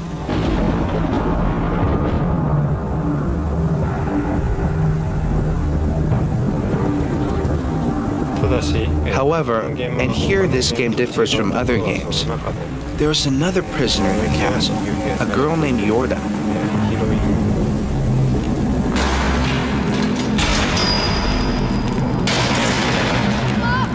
Ico meets her, and, hand in hand, the two of them try to escape from the castle. It's a different kind of story. Escape will not be easy. Yorda and Ico must first battle many enemies and solve a series of mind-bending puzzles to emerge safely from their prison.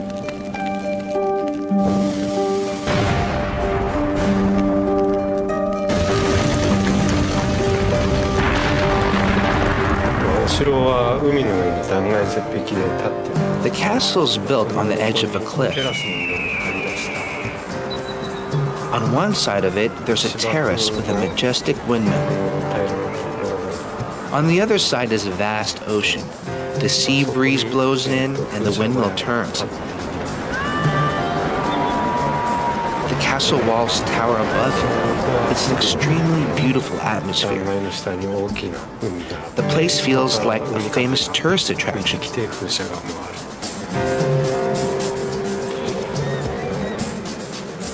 Beyond the amazing scenery, the game is enhanced by the movement of objects, such as the swaying of hanging chains and the turning of the windmill.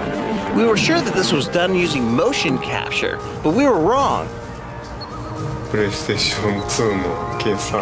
Well, PlayStation 2 has incredible computing power, but if you import realistic physics into a game, you get something that you didn't expect. It's too realistic. The key is to present it so it looks believable, but it is still exciting gameplay. It took us a tremendous amount of time to master that balance.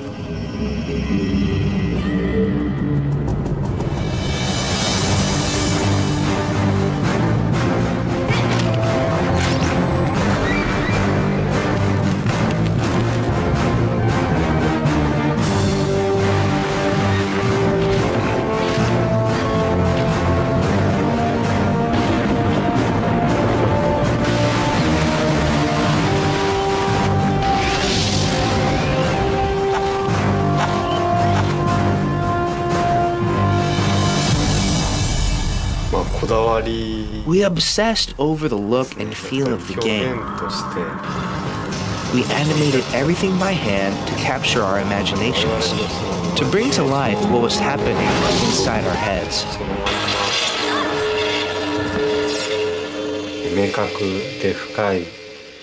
In the beginning, you've got something that's been clearly and deeply imagined.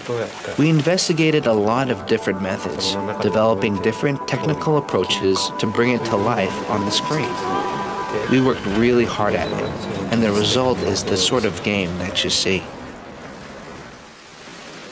All of their work paid off. Ico shows off the graphical power of the PlayStation 2 to its fullest. Be sure to take a look at this beautiful world for yourself.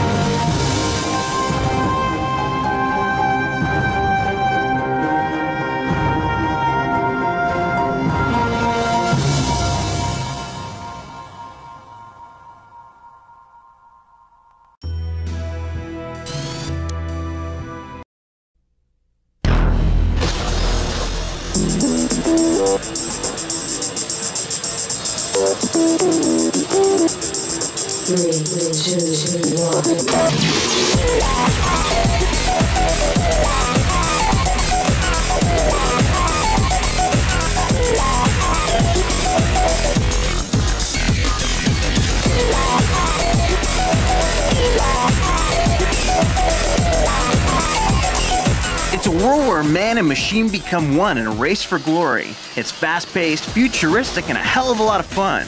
Experience the ultimate evolution in racing in Santa Monica Studios' sleek new racer, Kinetica.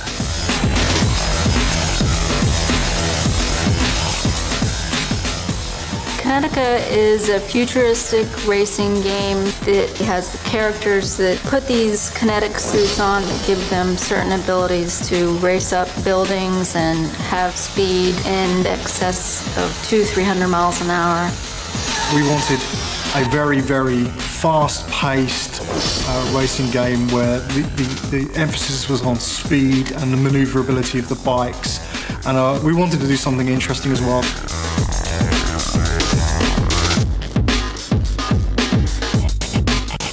The most interesting thing about Kinetica is that the vehicles are actually kinetic suits that the riders meld into, thus giving the rider incredible agility. In most racing games, the vehicles are kind of boring. I mean, they're cars, you know, the wheels turn. That's really about the only animation that you have on the vehicle. We have very animated characters. They're people. They have wheels attached to the skins. The entire body moves when they do a turn. And we had to develop an animation system that allowed us to do that. But Kinetica isn't just about going fast. As you're racing, you can perform stunts. And if you want to win, you'd better get your tricks down, because more tricks mean more speed. Most of the aspects of this game are about speed, so the stunts, the amount of stunts you do play a direct role in how much boost you have.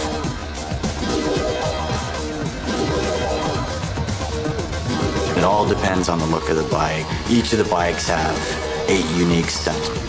She can do backflips. There's all sorts of figure skating stunts. We've used ballet a little bit for some reference material for us, triple toe loops. While you're performing stunts and racing, you'll also need to keep your eyes open for power-ups scattered along the tracks. We have boost pads throughout the track, and they're pretty much self-explanatory. You drive over those and they push up the horsepower of the bikes quite a bit. You can also siphon boost from the turbo pads. If you press one of the control buttons while you're driving over a pad, you can suck the turbo into the bike to be used at a later date rather than use it at the same time. And we also have crystals throughout the track, and once you pick up 5 of those, it goes into kind of a slot machine deal.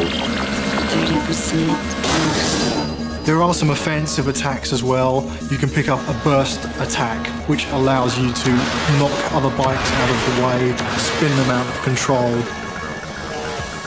There's an infinity boost, which basically allows you to just keep pushing it and keep going faster and faster. Super boost, which ups the speed of the boost even more.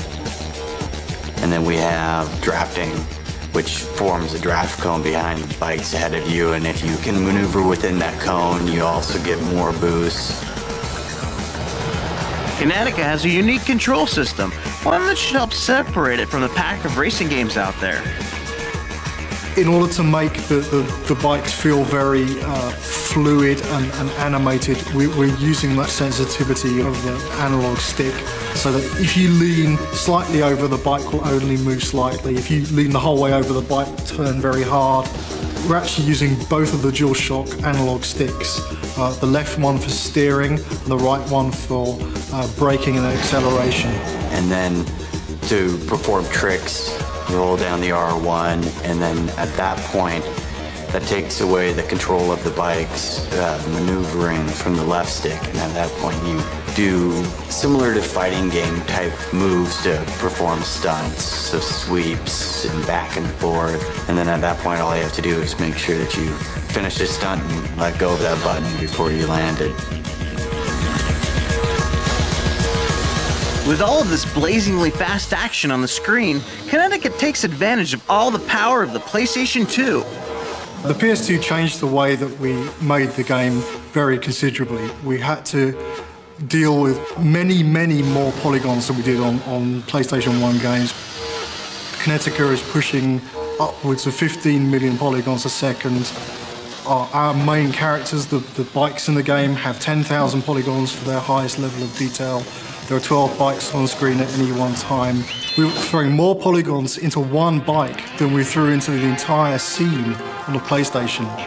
Overall, it just made the game look infinitely better.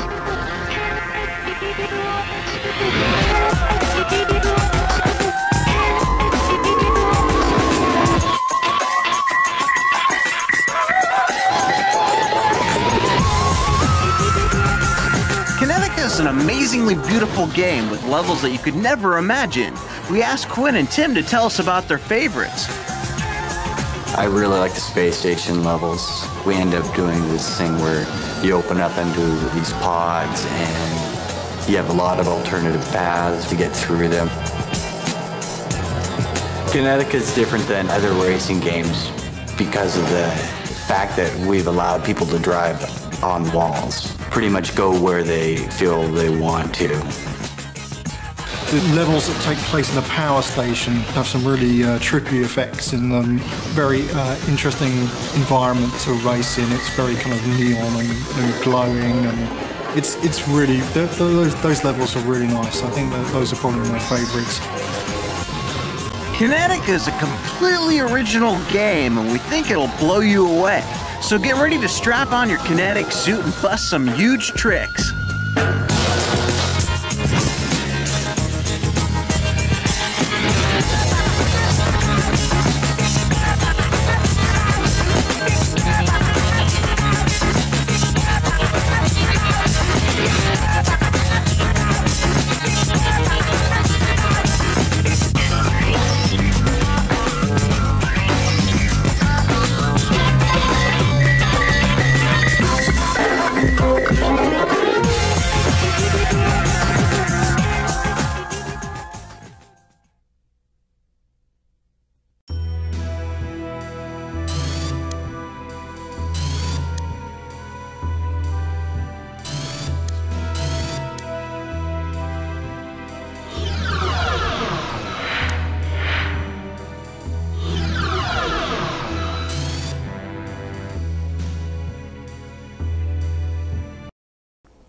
Hi, I'm Jesse from the 3DO Company. Today I'm going to show you a cool move for Army Men Air Attack 2 for the PlayStation 2. With this advanced cool move, you'll be able to use your helicopter's winch to conserve on your helicopter's ammo and weaponry. And this is how it's done. In Army Men Air Attack 2, the player's helicopter can pick up any world object, like this baseball glove, by pressing the circle button and winching it up.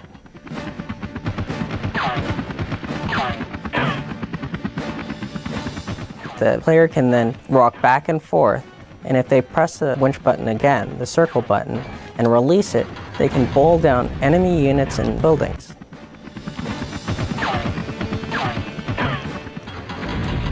Using this advanced tactic, the player can virtually complete the whole game and not use any weapons whatsoever. And that's how it's done.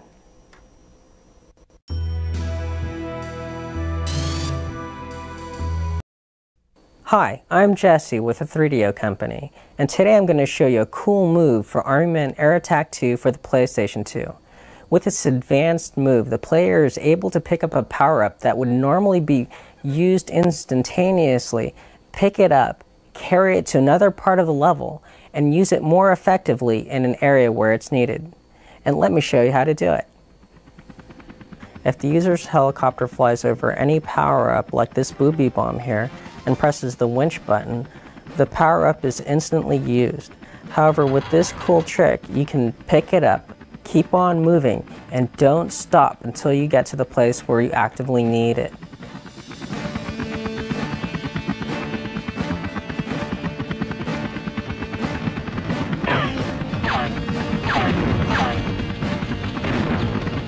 This booby bomb destroys everything on screen, So if the user's helicopter stops, every on-screen enemy dies. And so the trick is, whenever you pick up a power-up that can be used more effectively somewhere else, pick it up, keep on moving, and don't stop until you get to the place where you actively need it. And that's how it's done.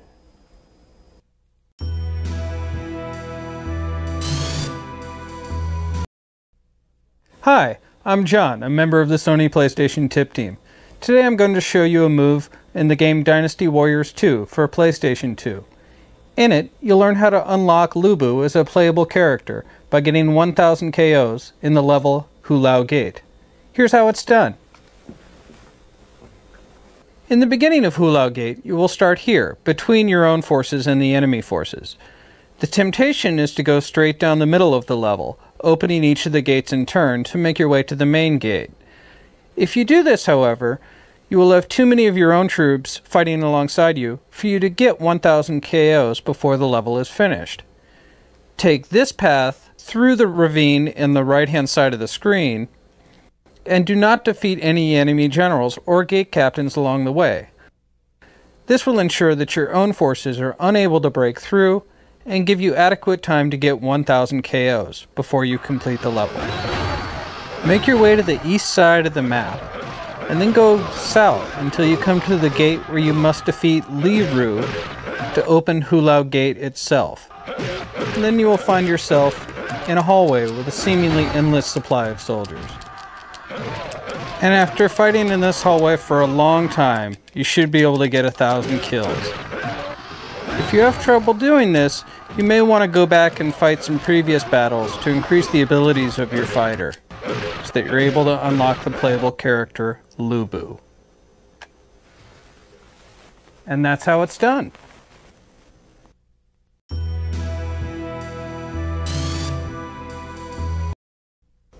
Hi, I'm John from the Sony PlayStation Tip Team, and today I'm going to show you a cool move for the game Dynasty Warriors 2 for the PlayStation 2. In it, you'll learn how to get a sword that increases your character's attack ability by +10. This is one of the 2 hidden items that can be seen on page 22 of the game's instruction manual. Here's how it's done. When you play in the Battle of Hefei, you must choose the side of Sun Quan, or play one of the characters from his army, in order to find this power-up. At one point during the battle, Sun Quan's forces will be flanked by the forces of Zhang Liao. Zhang Liao carries the sword that's worth +10 to your attack. You just have to get down there and stop him before the game is lost. When you defeat Zhang Liao, he will drop the sword that gives you +10 to your attack. And all you need to do is finish the level to claim your bonus. And that's how it's done.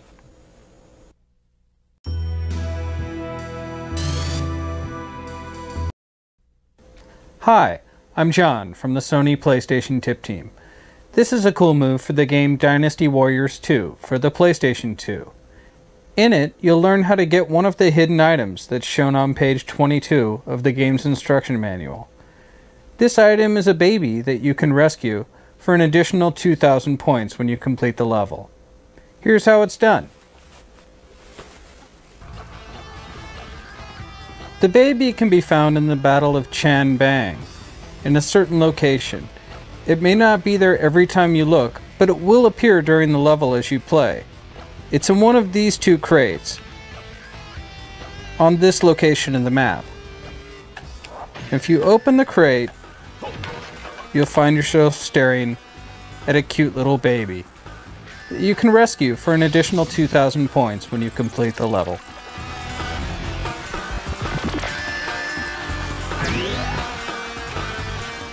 And that's how it's done.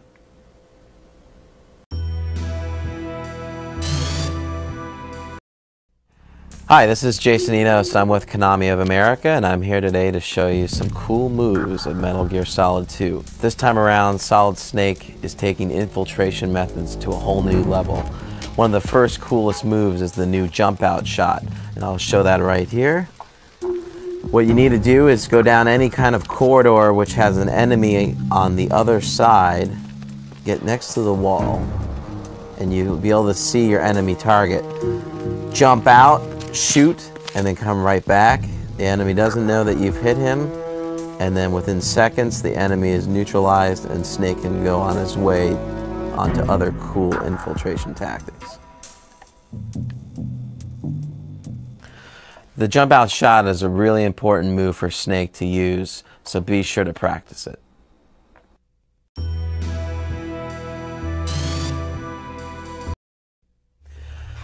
Hi, this is Jason Enos from Konami of America. I'm here to show you one of the newest moves in Metal Gear Solid 2. Solid Snake can avoid detection now by hiding enemy bodies. Before you can hide a body in Metal Gear Solid 2, you must first neutralize the guard. To do this, shoot the tranquilizer dart into the back of the enemy. He'll be instantly stunned. Now Snake can safely go up, grab the body, and then look for a hiding place. Be sure that there's no other enemies around when you're doing this. And inside here is a locker area, which is perfect for him to hide the body. Let go of the body, open up the locker door, grab the body, go straight back into the locker. Snake will automatically put the enemy inside, shut the door, and now the enemy is completely concealed and Snake can go on his way. To survive in Metal Gear Solid 2, you're going to need to finesse this move, so be sure to practice it.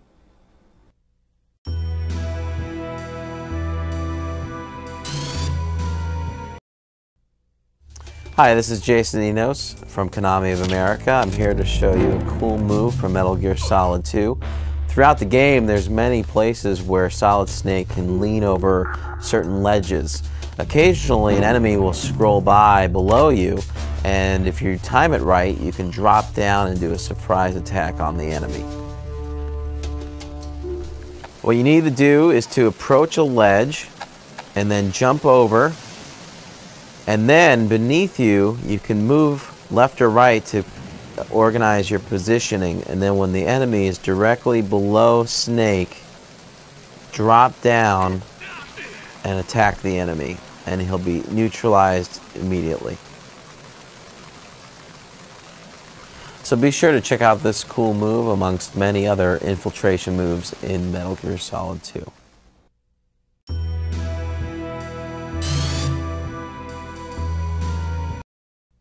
My name is Saul Villegas, and I'm a tip writer for Sony PlayStation. Today I'm going to show you the game SSX for the PlayStation 2. In this cool move, I'm going to show you a huge shortcut in the level Elysium Alps. Let me show you how it's done. As you make your way through this narrow passage, anticipate the next two jumps before you reach the shortcut. You are number 2.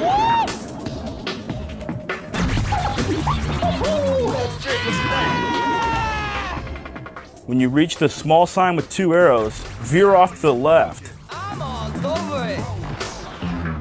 and jump over the log. Backwards flip. Make sure to be using your adrenaline boost the entire time as you jump over the next series of jumps. Backwards flip. Listen, ND. Backside 360. Let me kick. That's the only trick you ever knew.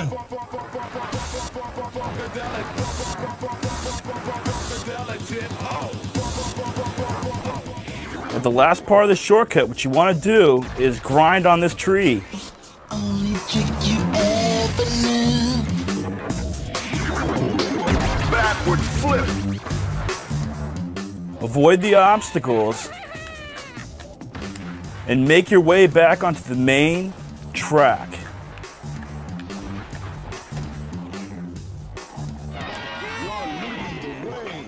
Now, if you can make it all the way through that shortcut, you're almost guaranteed to get first place.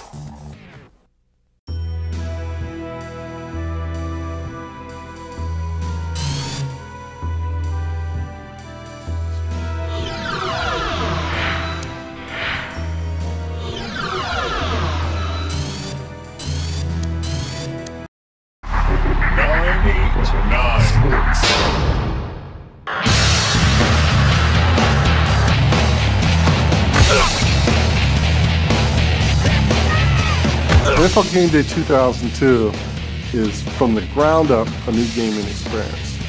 It's got the best graphics. It's most technically advanced. This game is the best game that's ever been made.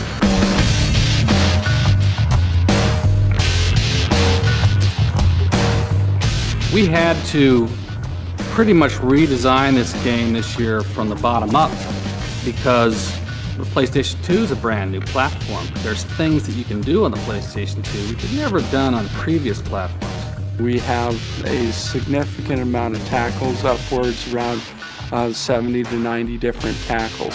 We've got 2 guys taking 1 guy down. We've got 3 guys taking 1 guy down. I don't want the players just to hit each other. I want them to need a hug from their mother when they're done playing this game. It's not for the meek. Well, we are NFL Game Day, which means the NFL is a big part of it. We brought in experts from the NFL to show us, hey, how do you capture an NFL game? Where do you place the camera? What kind of camera cuts do you do in what situations? Everything is modeled exactly, the finest detail, just like the real NFL. You're going to see, you know, when a guy throws a ball, he's going to hold the ball, he's going to throw it, and his hand's going to open. And there are literally hundreds, if not thousands, of those kind of details that add up to the total game experience. Our goal is to have someone walk in the room and look at the TV and say, hey, what game are you watching? You know, I say, yeah, I'm not watching the game, I'm playing Game Day.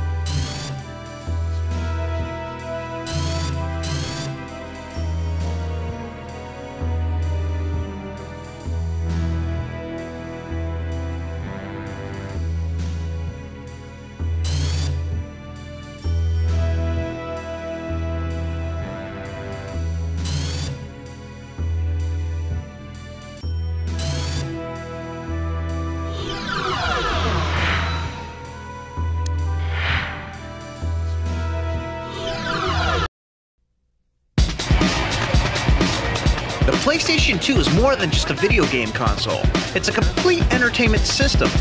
Last issue, we featured a new technology that will expand what our PlayStations can do. This issue, we thought we'd tell you a little more about it. First-person video is a 360 degrees maneuverable video where the viewer can control which direction they would like to see. Unlike a normal video, it is an active viewing experience. You're actually put into an environment rather than looking through a window at the environment. Initially, we created 360 still imagery And it was very interesting. It actually brought a person to another space, but it was only a moment in space. Although en route designed and built specialized components for the cameras, panoramic cameras have been a goal of photographers for a long time. The concept of 360-degree cameras go back to the turn of the century. So the building of the camera was just refining of the technologies and our needs. But en route needs more than amazing cameras to create first-person video. Once the video has been shot, there's still a lot of work to be done.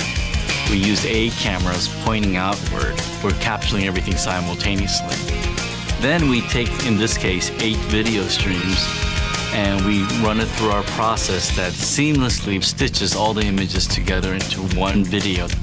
And then the human operator has to do that last little tweaking, and the mind can detect some very small errors. So he has to sit in there and just give it that final last little tweak. And then once he gets that thing set, then the computer can take over. When en route was looking for a machine to play back their first-person videos, they decided that they needed the power of the PlayStation 2. Well, initially we were looking for a platform that met several criteria, and the PS2 had enough horsepower to make this possible. Our technology is pretty limitless. It's going to be the consumer that's going to drive the uses of this technology.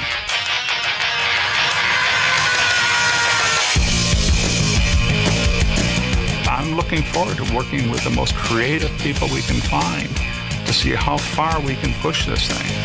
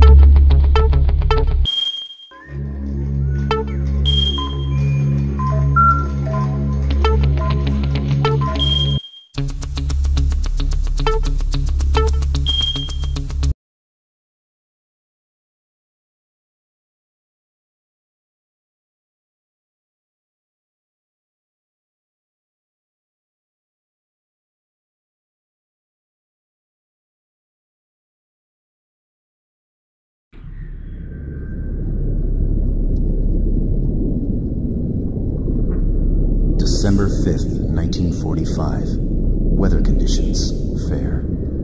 Fort Lauderdale, Florida.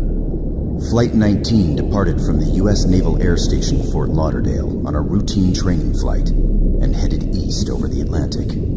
At approximately 1900 hours, all contact with Flight 19 was lost.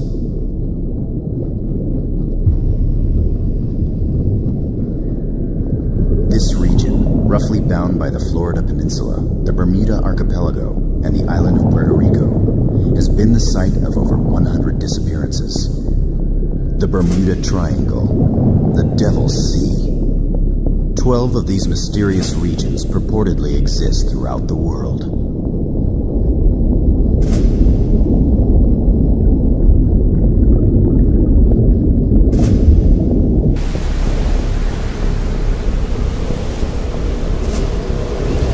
The surface of the water looks strange. It's as if we're above the clouds.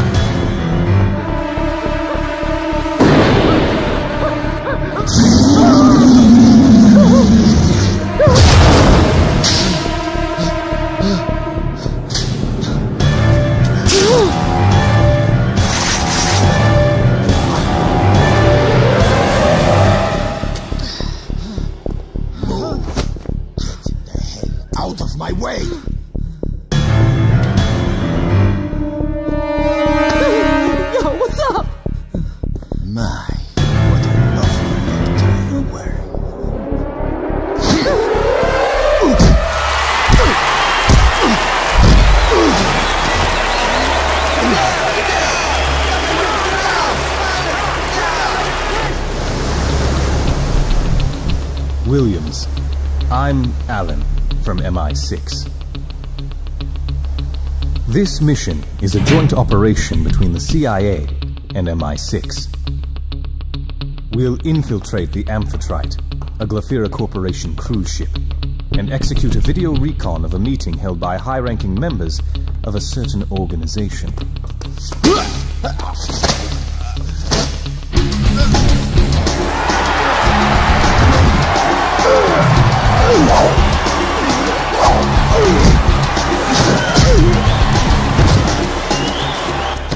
Our team consists of 2 sneakers and 1 sweeper. John and I will attempt to infiltrate through the port side deck.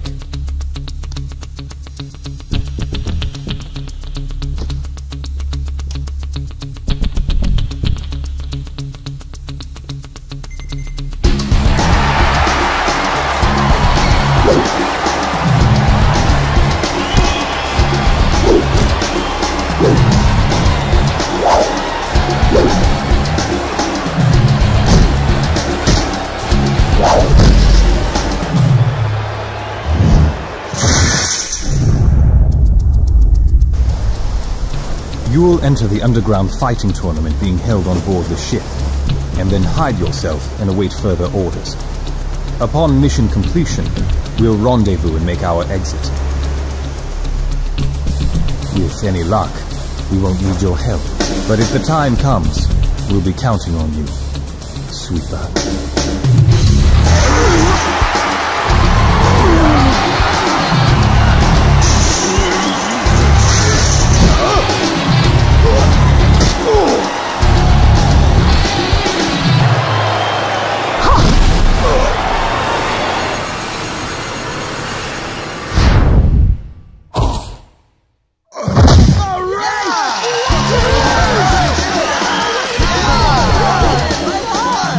You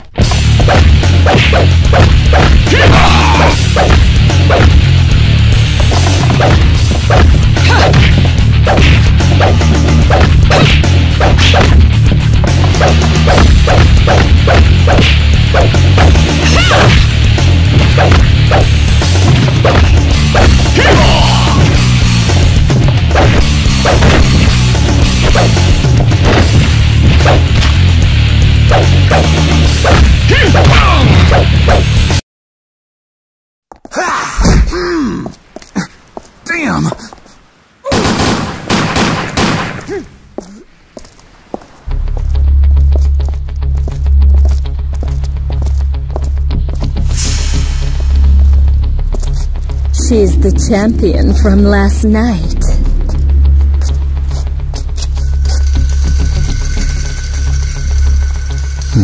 This one's got some fire in her. She won't be easy to tame. I'll convert her. You gonna mess with this one too? Que lástima. Take her.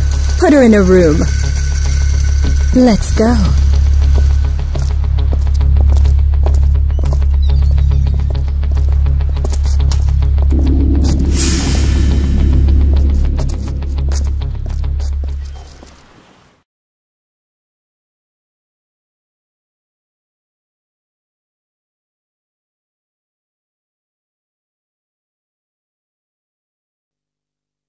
Get in. Your clothes.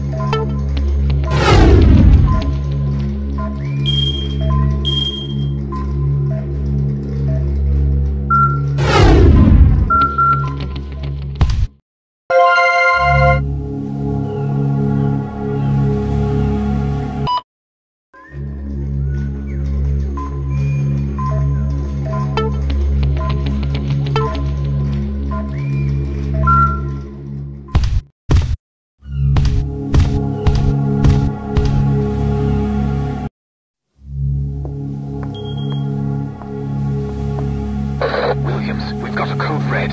The plan has changed. I need you to go to work. What about John? I've lost contact with him. What's your status? They've locked me up. There he is! Open fire! First, get out of there. I'll contact you later.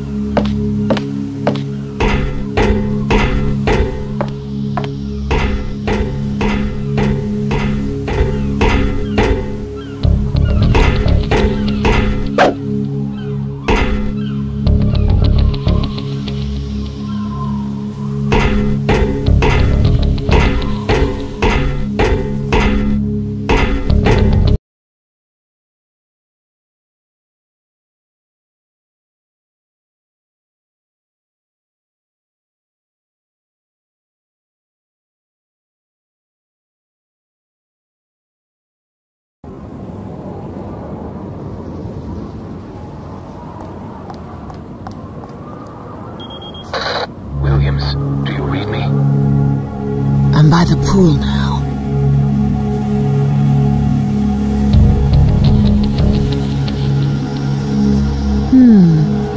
Not your typical cruise ship, is it? This is their satellite base. Don't expect much hospitality. Any civilians? None. Just them. Well, that simplifies things. Don't do anything rash. Your reputation precedes you. Are you armed? I'll manage. So what do you need me to do? In order to complete the mission, we need to retrieve John's GPS device. It'll enable us to locate our targets. But first, I need you to locate John. A GPS device? I'll send you a map of the ship's layout. You can zero in on John's distress signal. It could be a trap, so proceed with caution. I'm counting on you.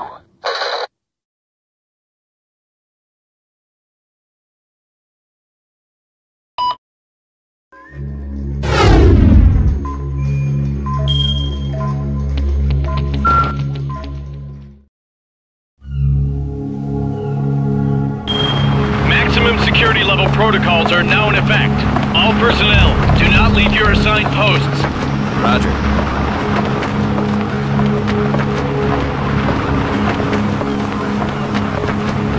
We've spotted the intruder.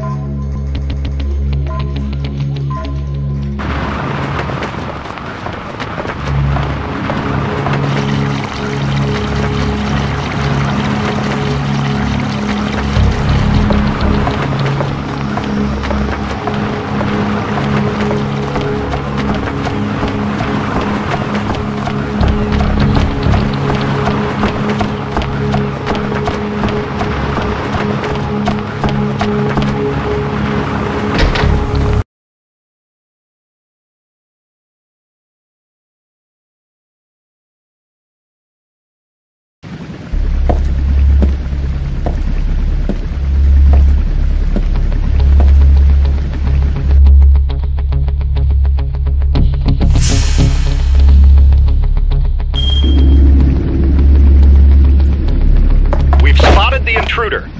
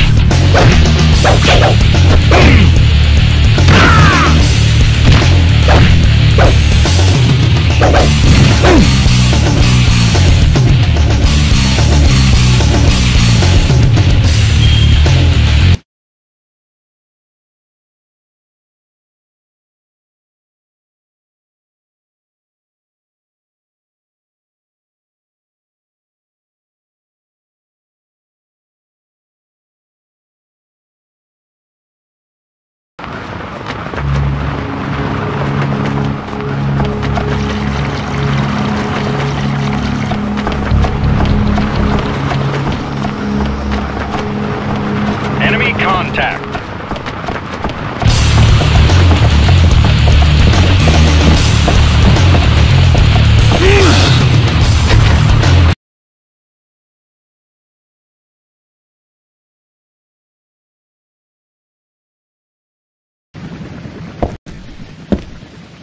It's the intruder.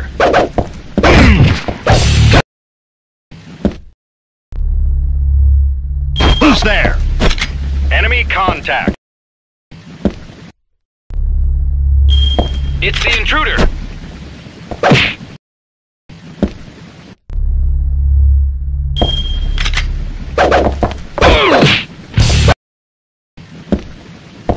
It's the intruder.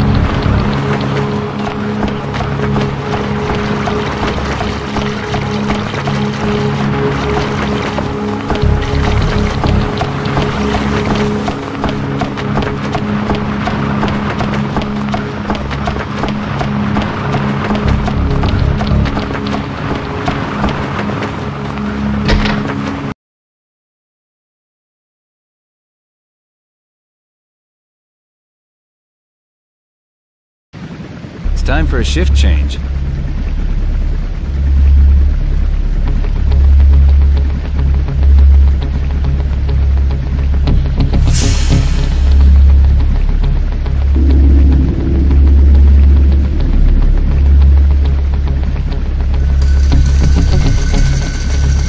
I've spotted the intruder.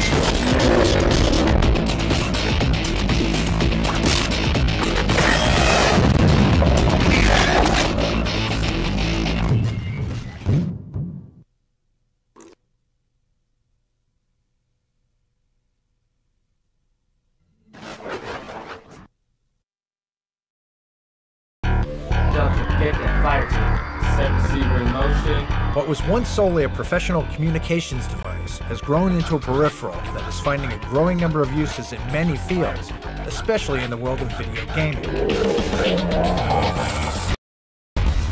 The headset enables players to be more immersed and involved while keeping those hands free.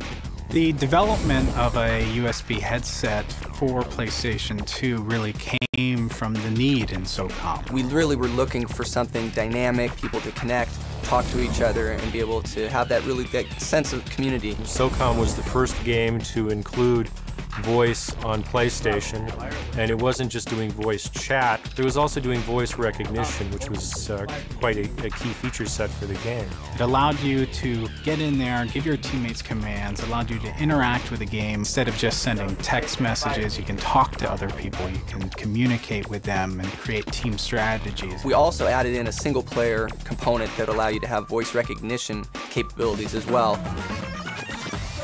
Headsets can do a lot for your skill set as well, but first you need to know how to get hooked up. And with the USB headset or with the SOCOM headset, all you have to do is plug it into the console and you're really good to go. We have software which will either recognize the input that you're saying, or it will take your voice and compress it down to something which can be sent over to the internet and heard by people on the other side. No matter how you speak, no matter which way you want to talk, as long as you don't whisper, it'll pick up your voice very, very easily, and it'll work within the game set very well.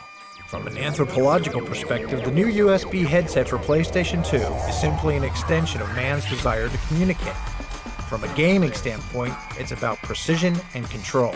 Speech is man's oldest form of communication, and so it really makes a lot of sense to bring that as another way of interacting with games. The wide variety of genres that we do have on the PlayStation 2 console, and there are a lot of games coming out that are going to utilize the headset. It's really something that's caught on, and I think a lot of it's attributable to the success of SOCOM and really the unveiling of this community aspect. In their quest to help players reach out and touch someone, Logitech and Sony teamed up to create a new and improved version of the headset.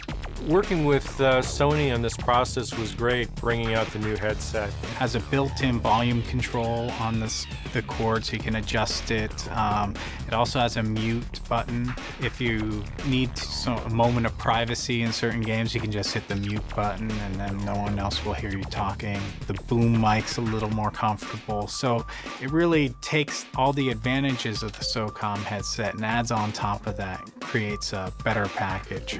If you're a SOCOM owner and you own the SOCOM headset, it will be usable with all headset compatible titles from now on, as will the USB headset that we're launching right now. There are a lot of action games out there, and this is something that I think really put it, one step above. Using a USB headset and voice recognition really allowed us to do something which had never been done before. Really, the doors have just opened now in terms of what can be done with headsets and voice and video games. If you want a good look at what's behind that door, check out the demo on this month's disc for a video game that uses the headset as the primary controller. If you want to survive in Lifeline, you need to make yourself perfectly clear. Lifeline takes place in the near future. You are aboard a space station hotel. A big explosion rocks the place. Monsters come in out of nowhere, start eating and attacking the guests. You're in a control room and you're trapped. And you notice someone making a distress call from the security room. So you flip on the monitor and there's the character Rio, who actually becomes the main character for the entire game. But Rio needs your help to navigate through the station, and you guide her efforts by talking to her. You're going to get into situations with Rio, the main character, and you're going to have to talk to her. She needs your guidance, and you know things that she won't know. You have to tell her if someone's behind her. You have access to cameras around the space station. She doesn't. You now have a need to know. The more efficient you are at commanding Rio, the better off you'll be at playing Lifeline. You'll discover certain phrases and keywords will speed your search. Keywords are the main driving force of Rio. If you've discovered something by maybe telling Rio, maybe you never knew that she could dodge, but you tell her to dodge in combat, and she doesn't. In Lifeline, a fast talker might get through the game a little quicker. But the real key to finishing the game successfully is to know what to say and when, and that requires you to think before you speak. This immersive game about a future world articulates what's happening in the present video gaming world. This is the only game in North America that is controlled primarily through the microphone headset. And right there, that opens up a whole realm of possibilities. It's all of these possibilities that make the advent of the new USB headset for PlayStation 2 a defining marker in the evolution of gaming technology. It could be used for karaoke type games, could be used for strategy games. It really has a pretty broad potential for what you can do with it. Rather than just sort of sitting back with your thumbs on a game controller, now you can really interact with people directly. It actually offers you, I think, the opportunity to interact a lot more with the game. You become more one with the game rather than just kind of controlling it. For one thing, it inspires game creators to go take a chance.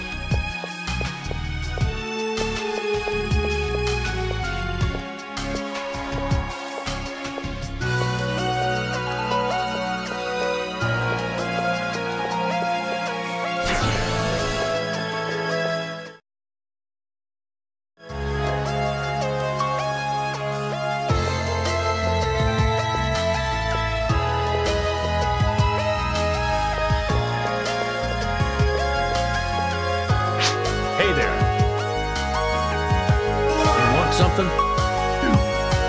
You want something? You want something? You want something? Welcome. Take a look around. Can I help you? Please come again.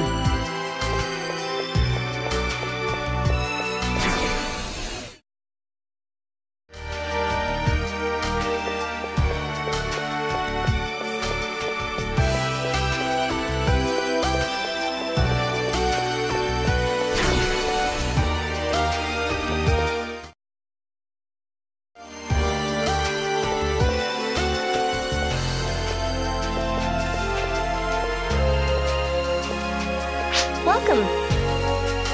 What can I get for you? Thank you very much.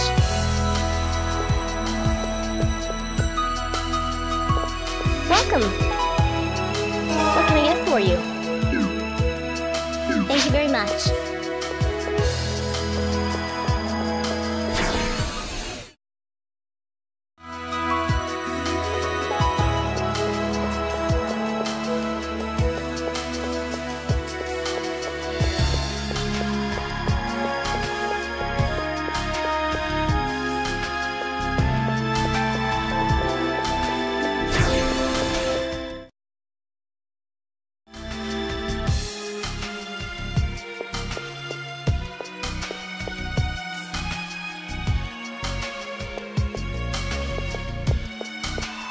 Hi there.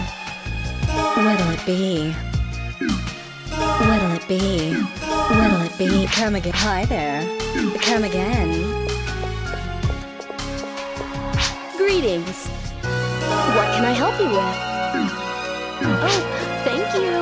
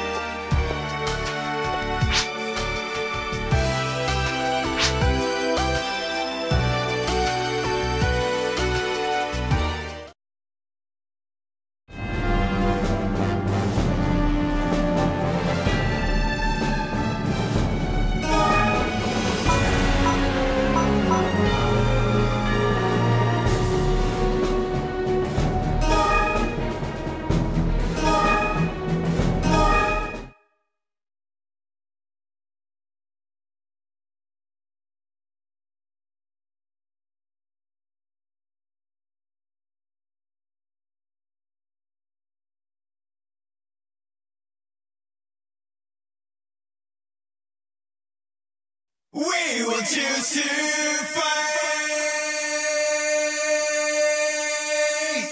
for a world beyond.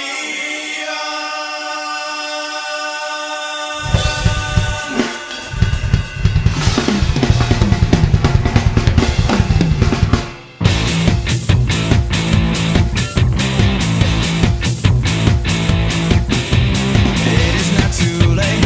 It's your home, so don't say that it's fair. We're never willing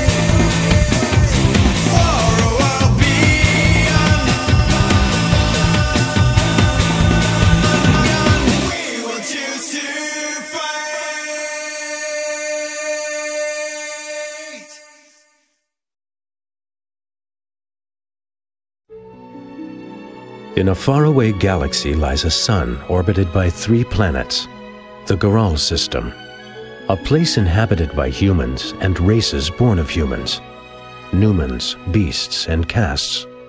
For 500 years there was war among the 4 races, a seemingly never-ending conflict.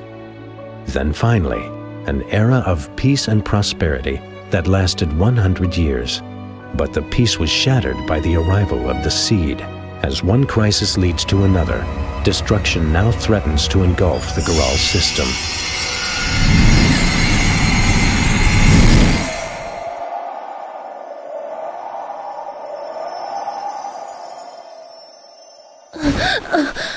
Maiden! Maiden, are you all right? I'm fine. Did you see something ominous again? Yes. Another Seed invasion. They come yet once again. Then we must put our countermeasures in place. It's not just the Seed. What? Our entire civilization is at stake. What do you mean? Our races will fight again. Our cities destroyed. And then, afterward, I see many people will be dead, nothing but dust. How can this be? The end of the world is approaching. We don't have much time. We must figure out a way to save as many people as we can.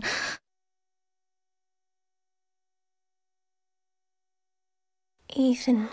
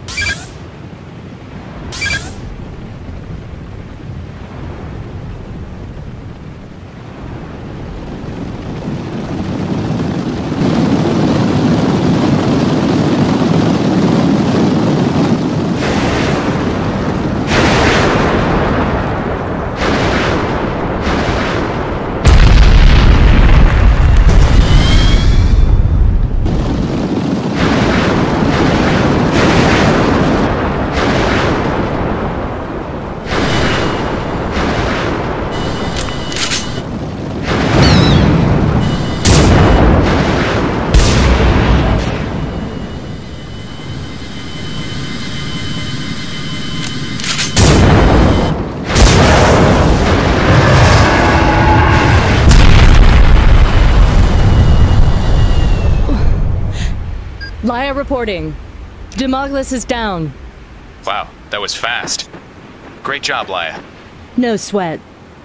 You've got an incoming assignment from Guardian's headquarters. You don't say. What's the assignment? You have been assigned to instruct a new graduate. Head back to the Guardian's colony immediately. Will do.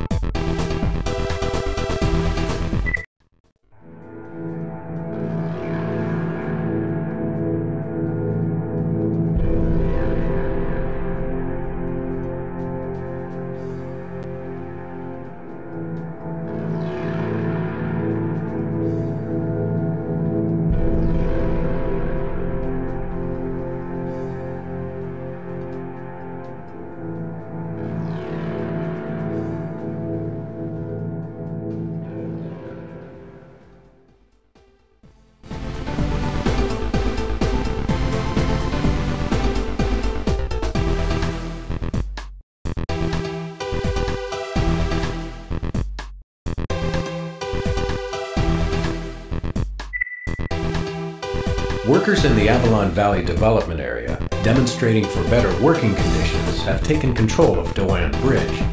They've erected barricades and brought traffic to a halt.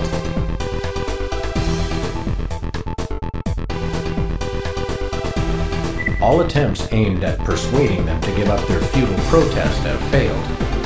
According to their representative, they will only negotiate terms with someone from company headquarters. We've made it very clear that there will be no negotiations, but unfortunately for them, they haven't gotten the message. Now it is time to resolve this matter once and for all. Head to the bridge and eliminate all those intent on remaining there. The units in their control are hastily converted worker MTs that can easily be swept aside.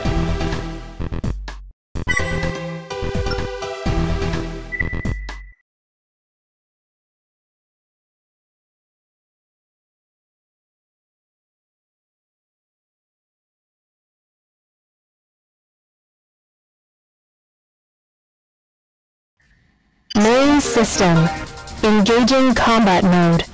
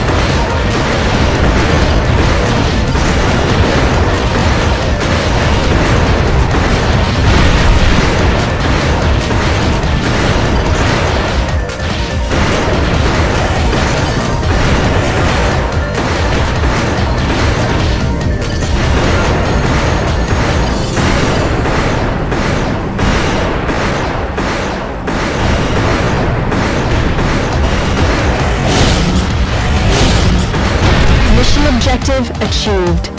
System switched to normal mode.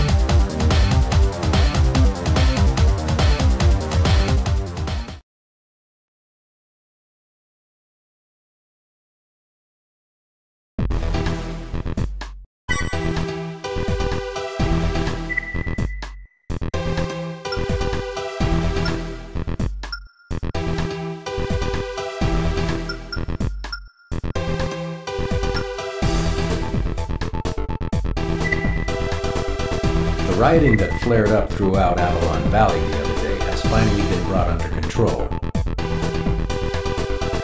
Accomplishing this required us to divert forces from the East District, leaving it undefended. Murakumo took advantage of the situation and sent one of their strike teams into the area.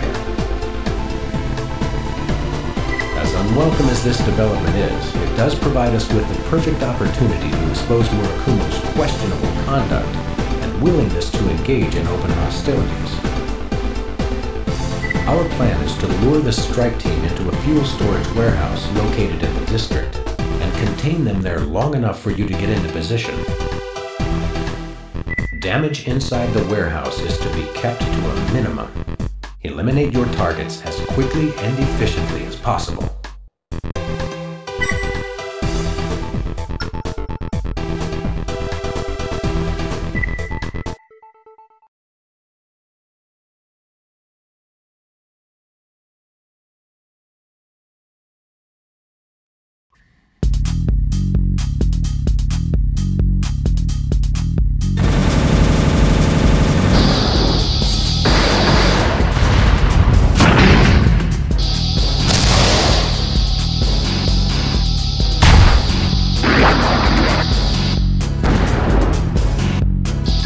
Raven, enemy has advanced faster than expected. They're already inside. The whole place is set to blow.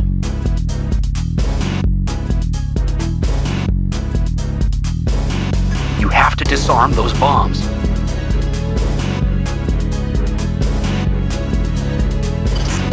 Main system.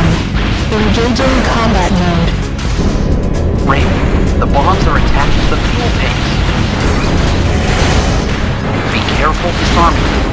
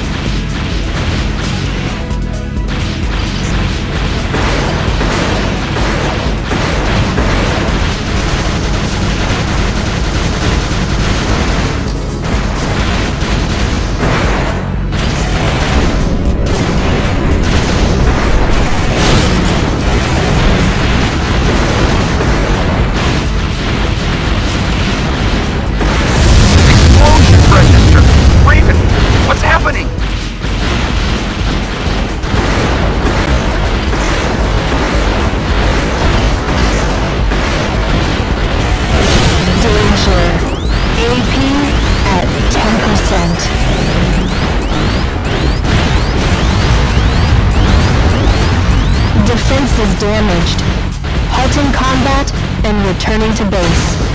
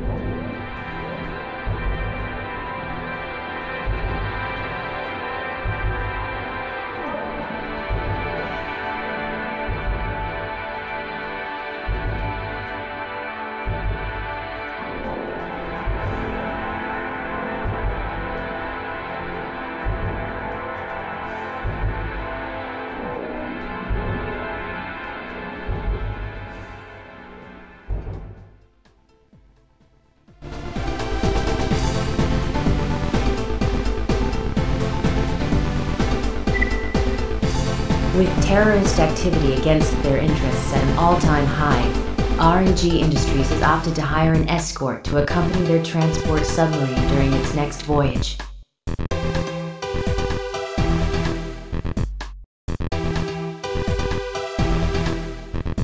Your objective during this mission will be to safeguard the submarine against attacks and ensure that it reaches its destination safely.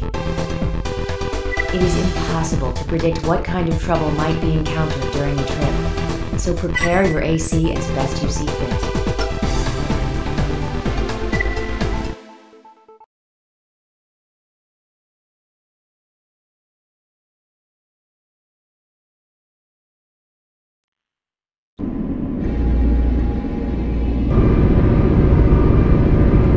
Targets detected off the stern. They're enemy battle cruisers. Stay alert.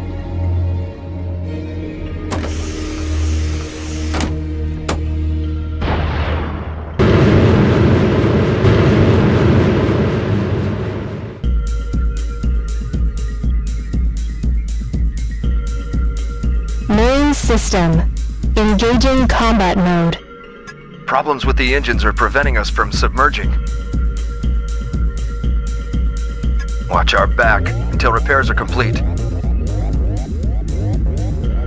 Take care around the water.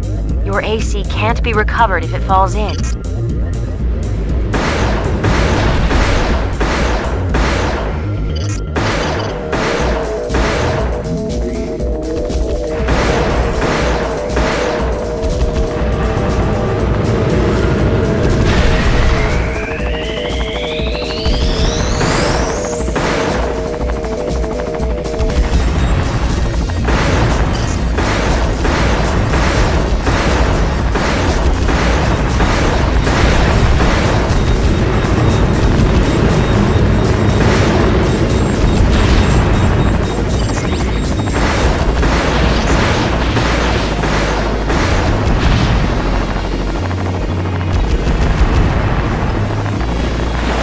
Combat area. Aborting mission.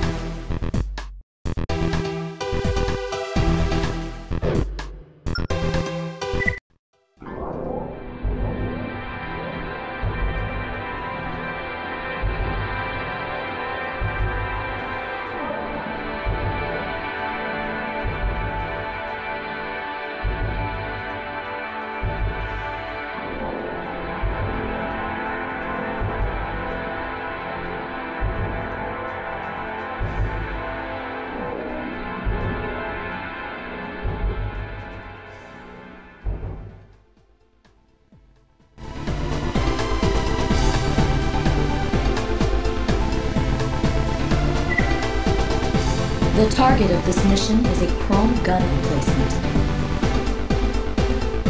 The gun emplacement's construction site is located in an ocean buffer zone on the fringes of Murakumo territory.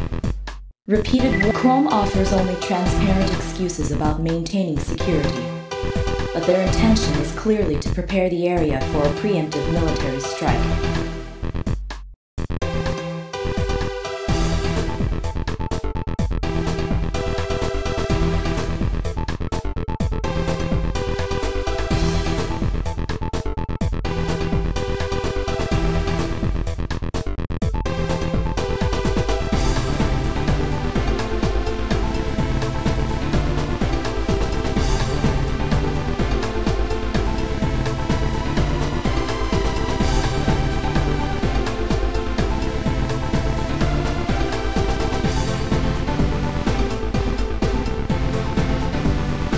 They leave us no other choice but to use force. We're counting on you, Raven.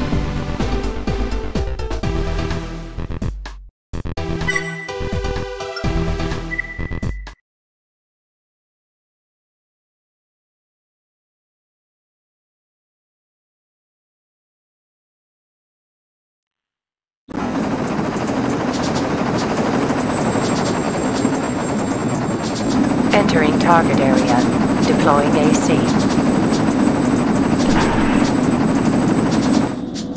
Main system. Engaging combat mode.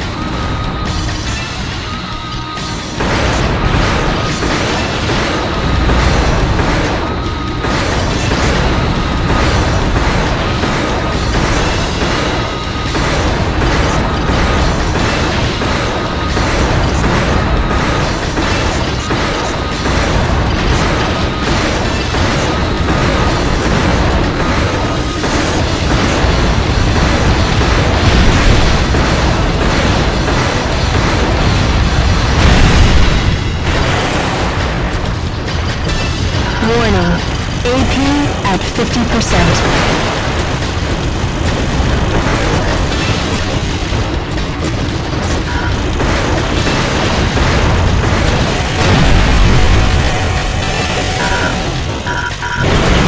Danger, AP at 10%.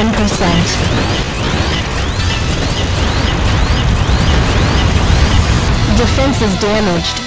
Halting combat and returning to base.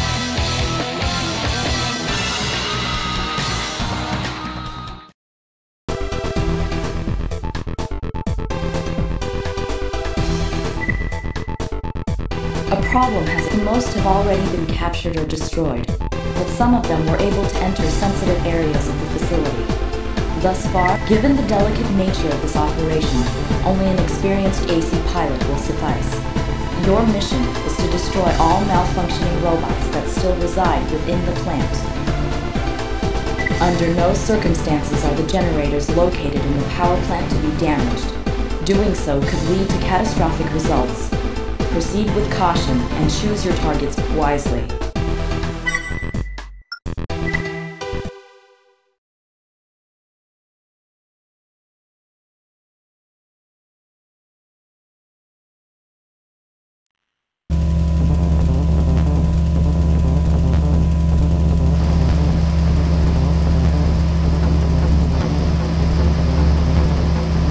Main system. Engaging combat mode. Raven, do you copy? The generators may explode if damaged. Please be careful.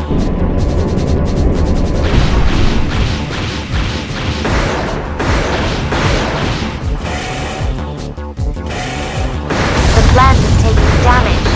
Watch what you hit.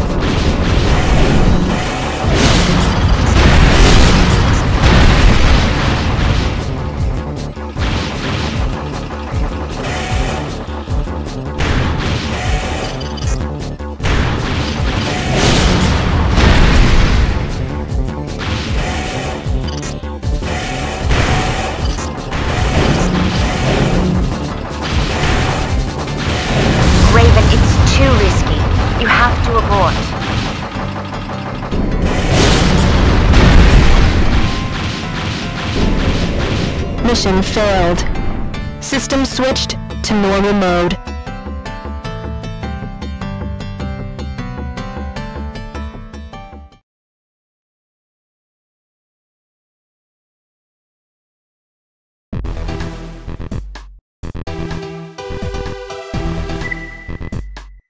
A problem has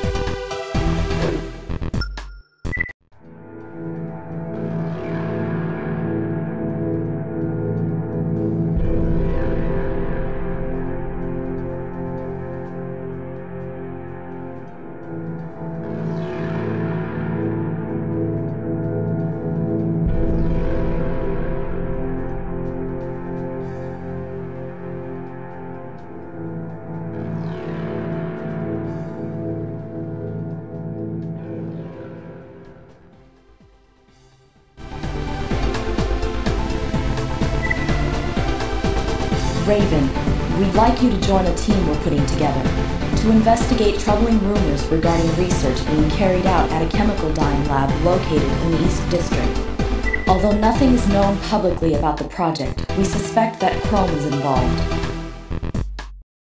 Your role during the mission will be to create a diversion while the survey team gains access to the lab. We'd like you to accomplish this by destroying all the fuel tanks stored inside a nearby warehouse. This will give the survey team the cover they need to sneak into the lab undetected. You won't have much time once the alarm has been sounded, so clear out as soon as all of the tanks are destroyed. Keep in mind that these tanks are laden with fuel and turn into giant bombs when they explode. Watch yourself in there.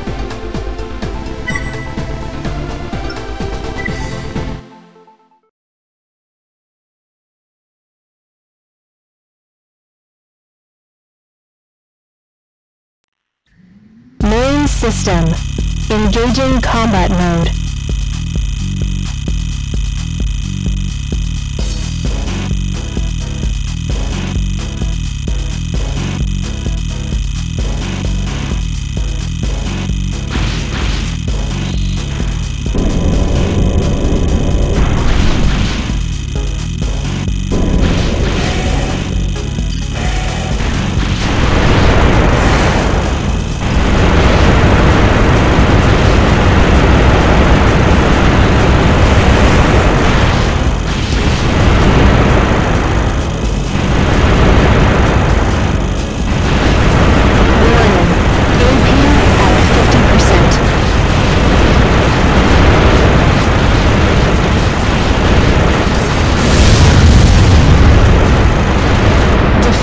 damaged.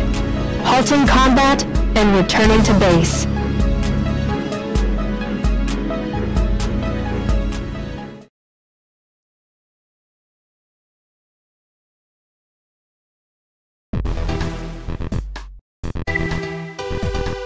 Raven.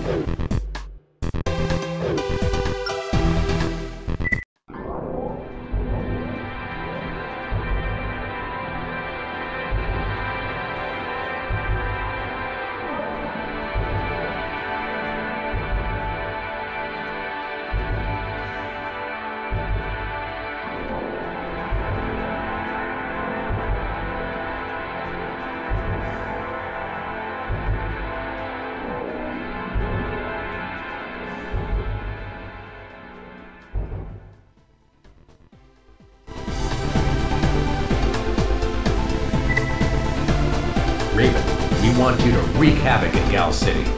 This will be a very straightforward assignment. Simply find targets of opportunity and destroy them at will. In our experience, when someone is threatened with total annihilation, the first thing they do is look to those who can protect them. We here at Chrome are more than happy to oblige. You have 3 minutes to carry out the task. Remaining in the area any longer than this invites unnecessary risk. Good luck and have fun.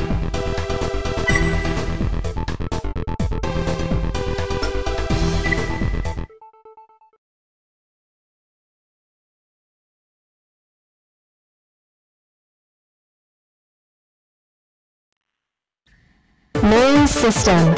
Engaging combat mode.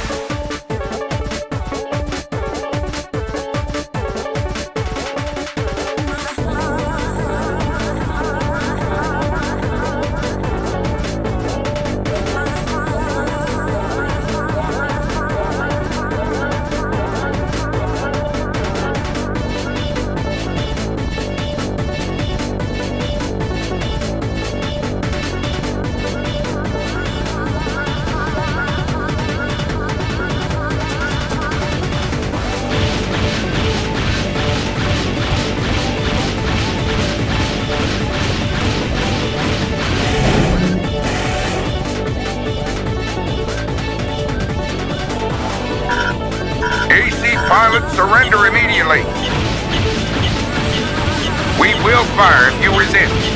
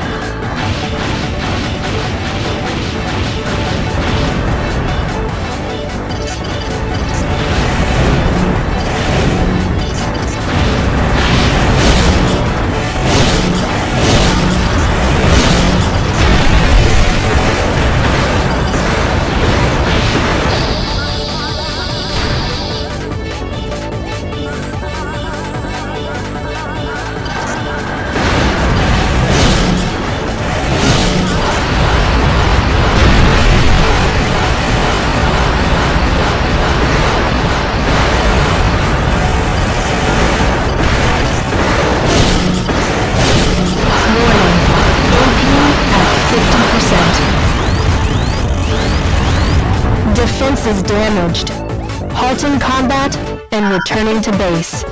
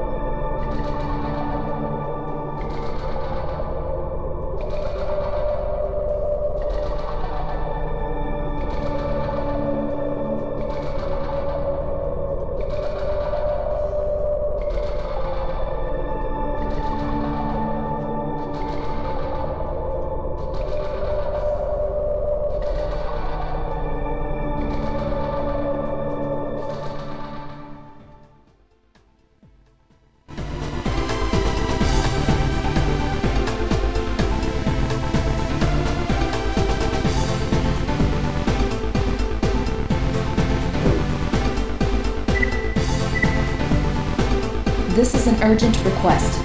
We've just been informed that our long-haul freight train, Boulder, is in imminent danger of attack. It's still not clear who is behind the plan, but our guess is that they're after the confidential cargo secured in the train's lead car. The train's next stop, Heaven's Rock Supply Depot, has very little cover and would be an ideal location for the enemy to launch their attack. Head to the supply depot and clear it of any targets that might pose a threat to the train. Remember, the safety of the lead car takes priority above all else.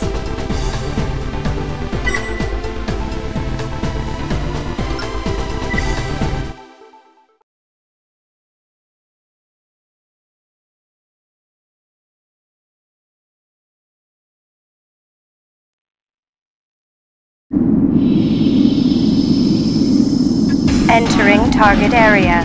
Deploying AC.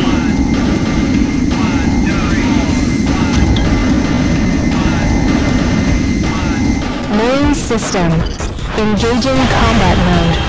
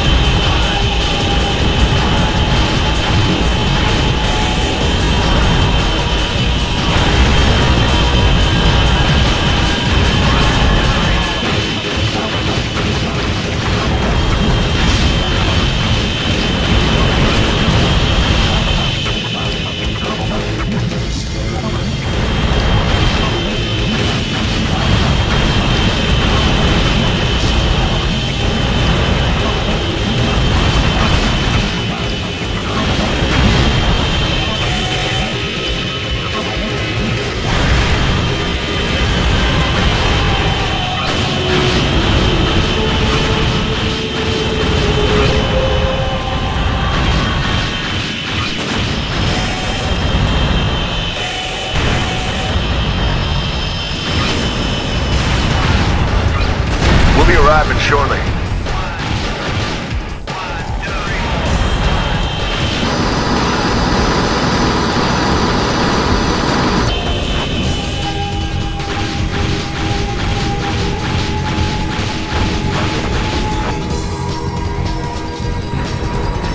Danger.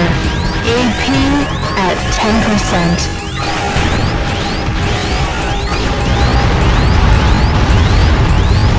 Defense is damaged. Halting combat and returning to base.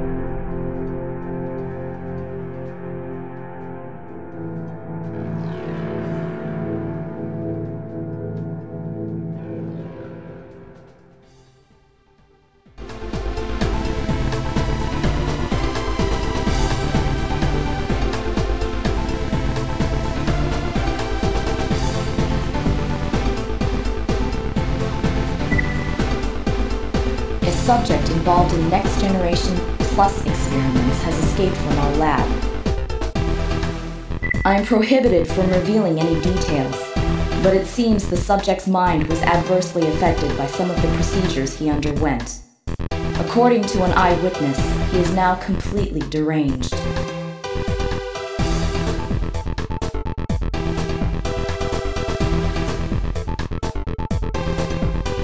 A former Raven, the subject boarded his AC and went on a rampage.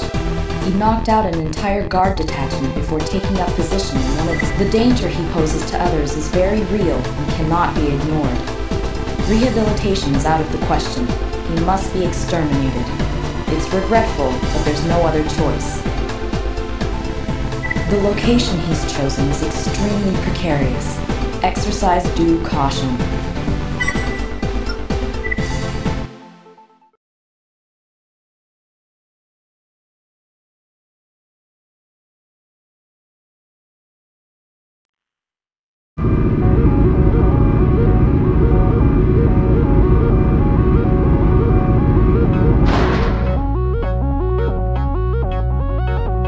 System.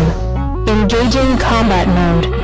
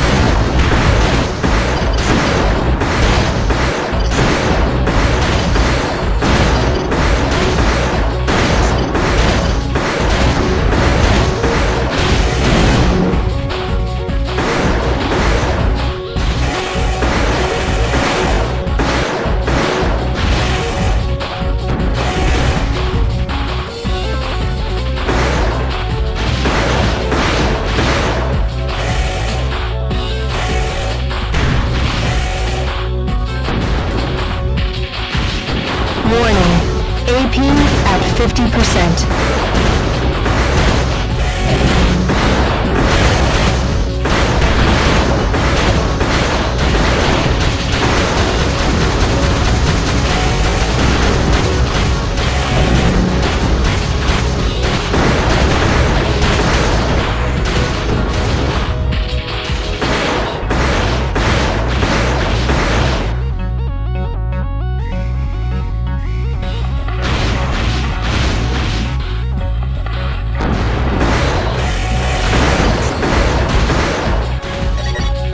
Leaving combat area. Aborting mission.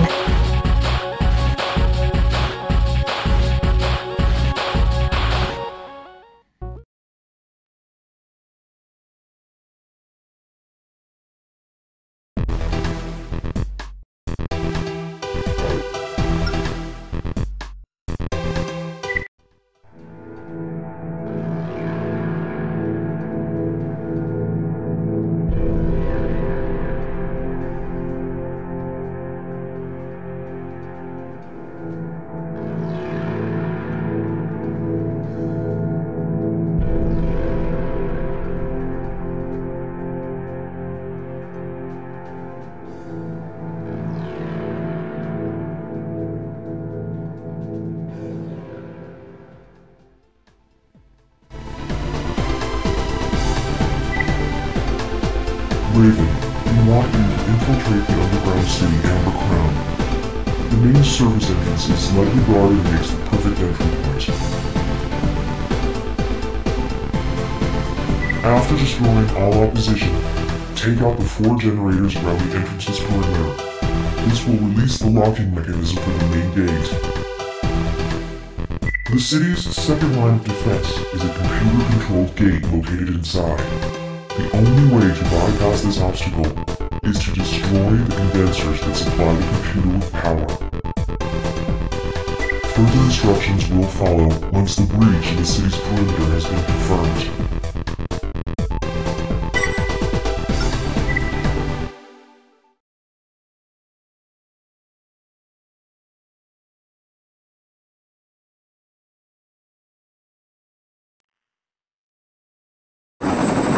Entering target area. Deploying AC.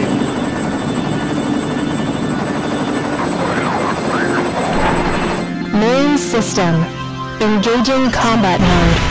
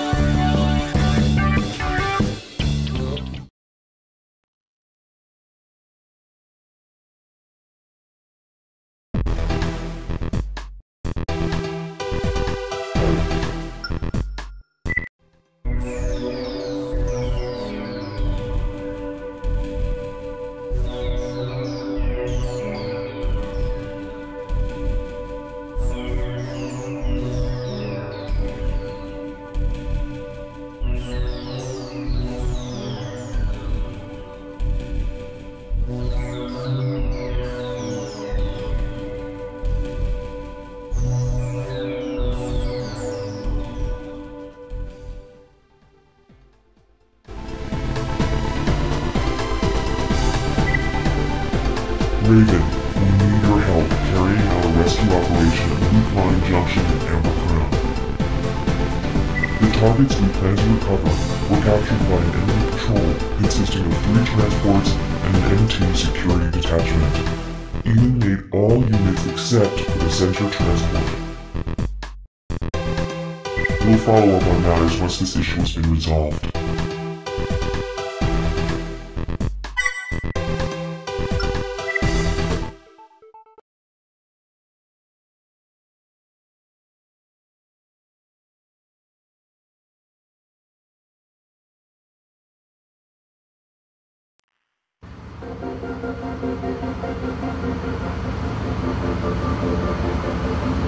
Main system. Engaging combat mode. Target verified. Move to intercept.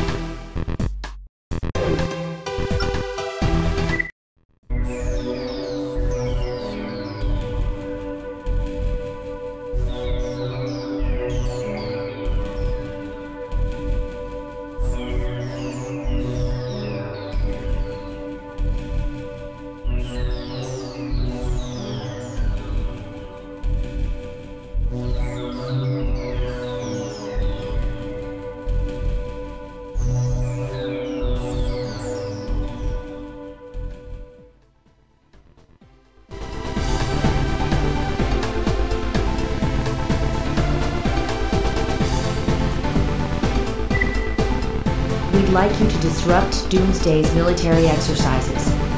As far as we can tell, the only purpose for these drills is to collect data for Project Phantasma. Destroy all targets you encounter at the facility.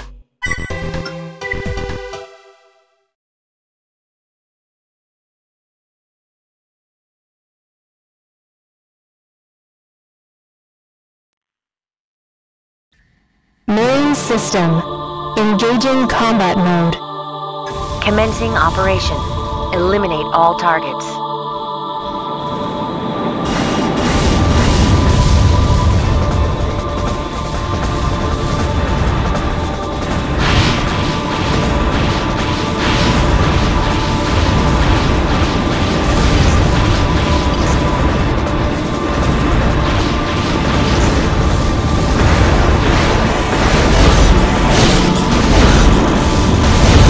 Warning.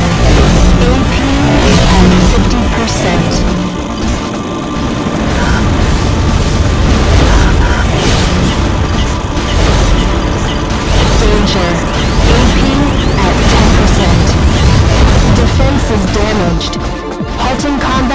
and returning to base.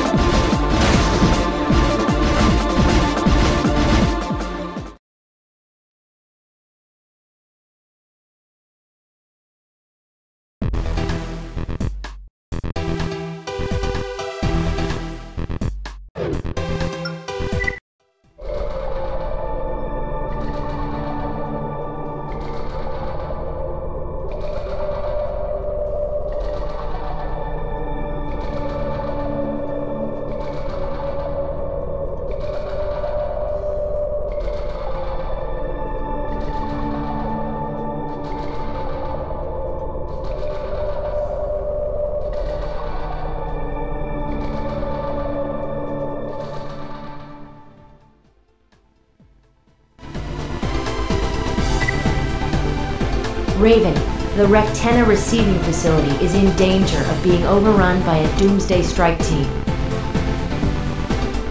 This facility is an important relay station that converts microwave energy into electric power.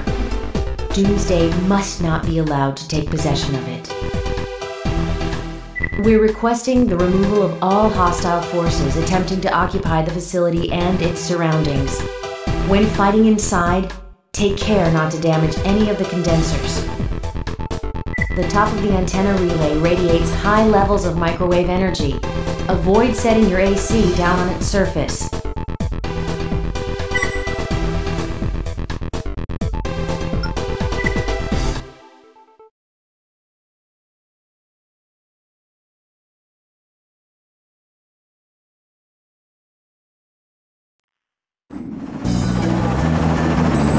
Entering target area.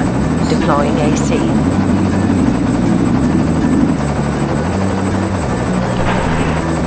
Main system. Engaging combat mode. Part of the facility is located below ground. Make sure you conduct a thorough search.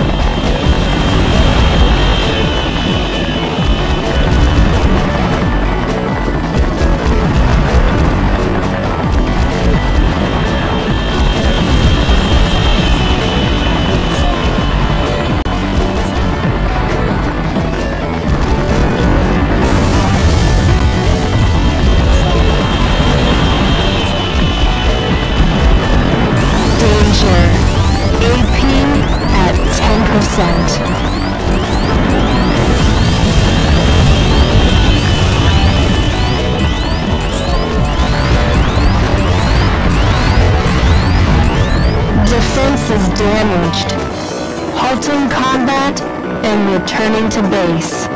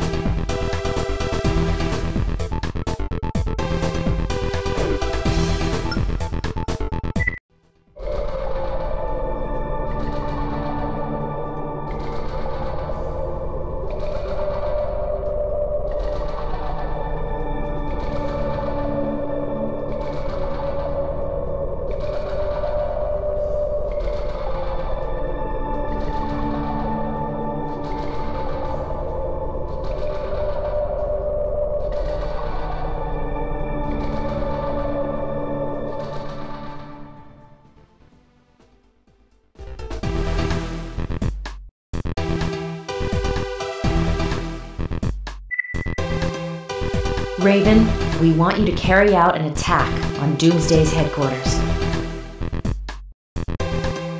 It's believed they are nearing completion on a new weapon system, codenamed Project Phantasma. We've decided to intervene before this happens. Our mission is to retrieve plans relating to the project from their computer databanks and disclose everything. The computer is situated deep within the complex. Getting to it won't be easy. Clear the path down to its location with as many obstacles as possible. This will be an extended mission, so prepare your AC's ammunition stores accordingly. Weapons can be restocked midway through the mission, but you should still keep a close eye on your reserves.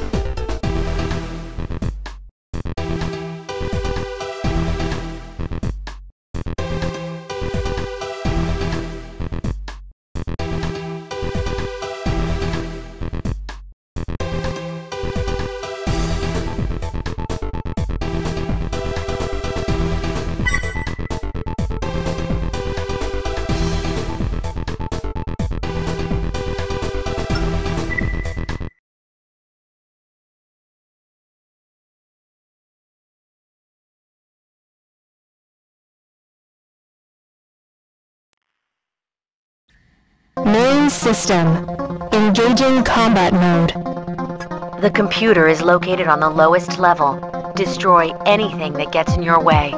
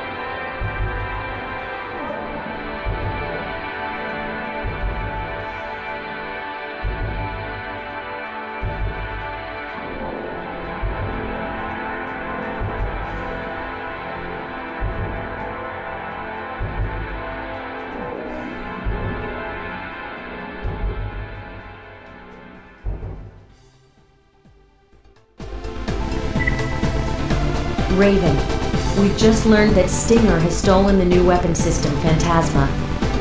He's currently hiding in the North Highland, along with remnants of the Doomsday Organization. His ultimate objective is unknown, but we cannot let him retain possession of this technology. Take him out. That is all.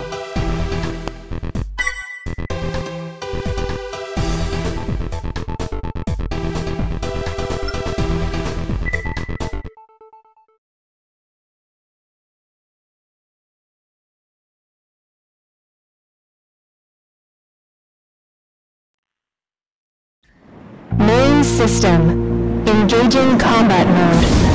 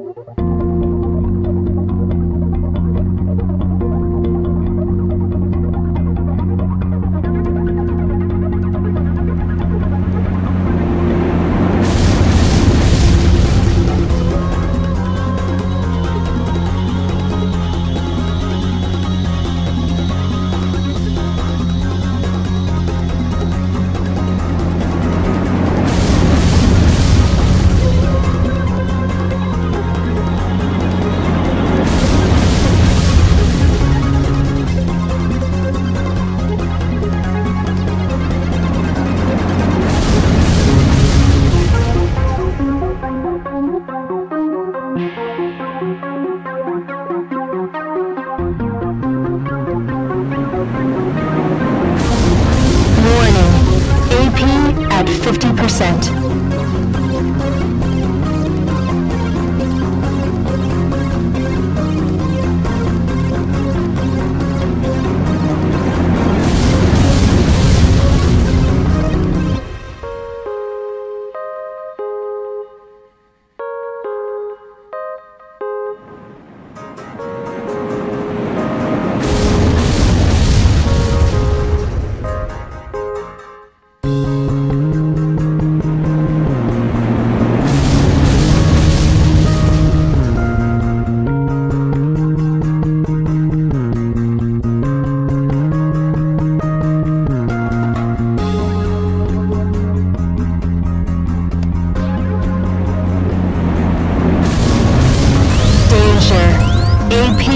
At 10%.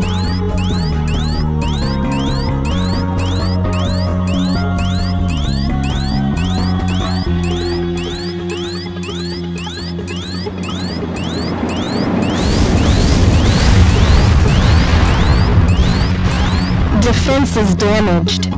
Halting combat and returning to base.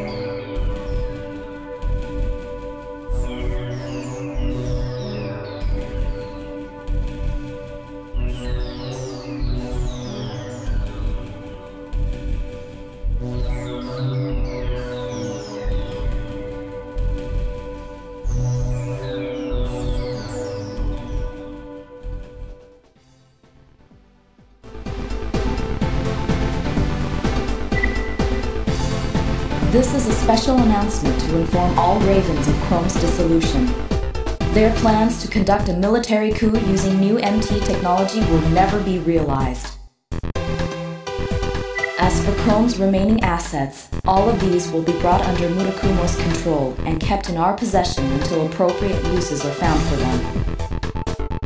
Now that the confrontation is over, situations requiring the use of Ravens will likely diminish.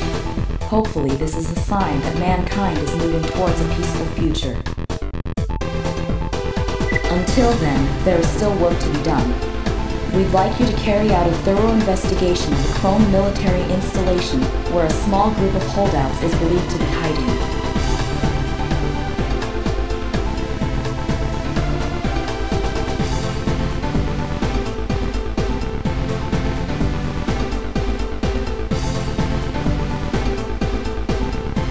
Eliminate any resistance encountered during your search.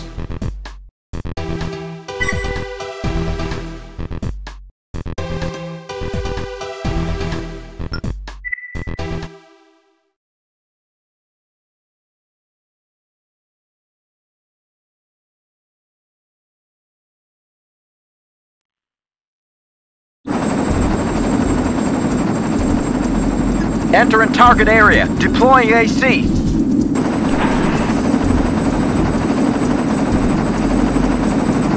Main system. Engaging combat mode.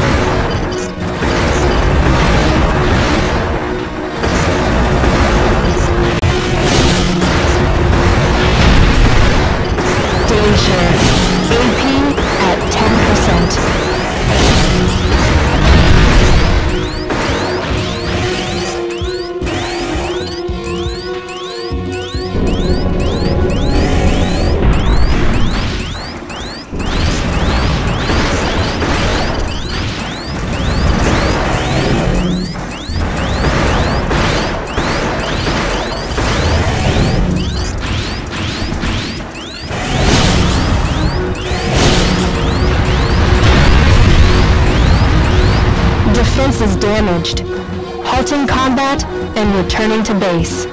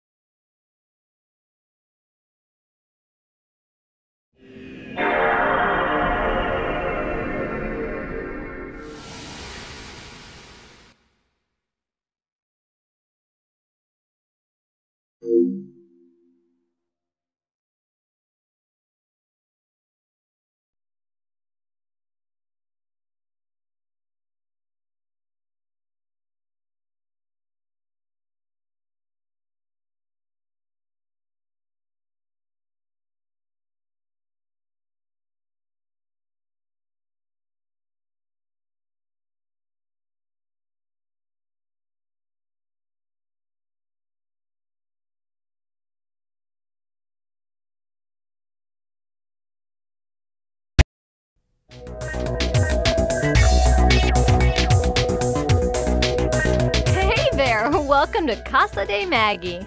I thought I'd kill some time doing what I do best. I sort of forgot you were coming over, or I would have cleaned up. Oh well. You're probably wondering what we've got jammed into this issue. First, we went up to Electronic Arts in Vancouver to see how SSX Tricky was coming along.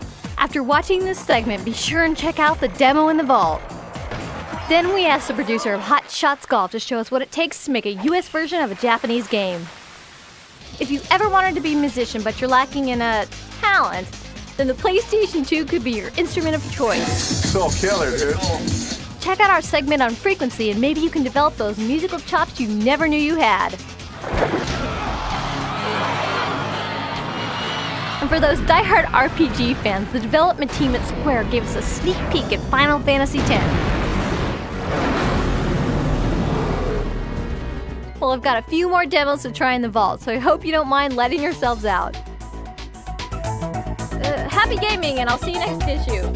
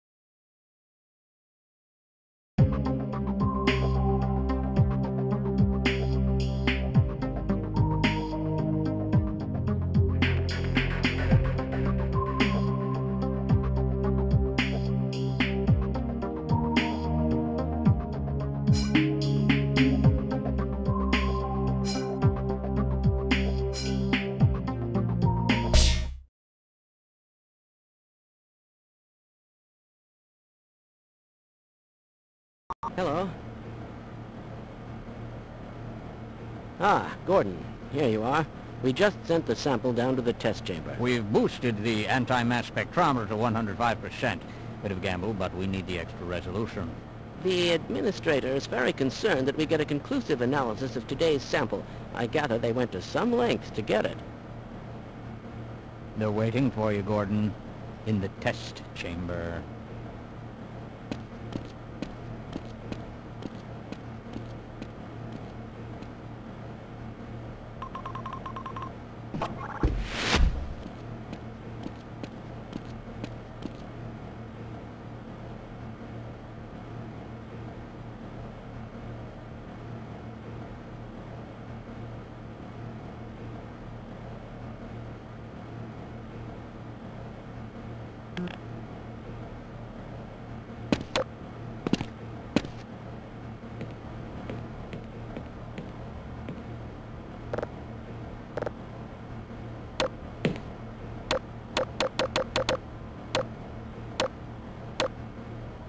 Most of the simulation results are perfectly acceptable, you know.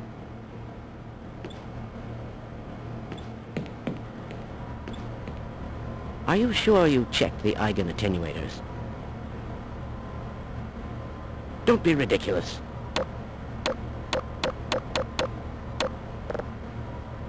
I hope those containment parameters are still nominal. It's about to go critical.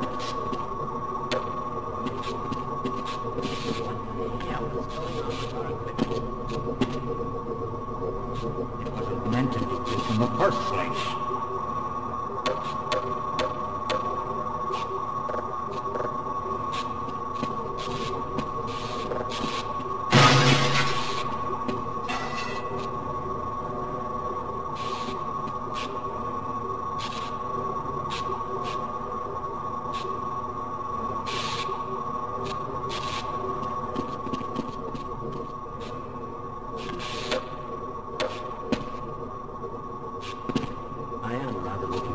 This analysis, aren't you?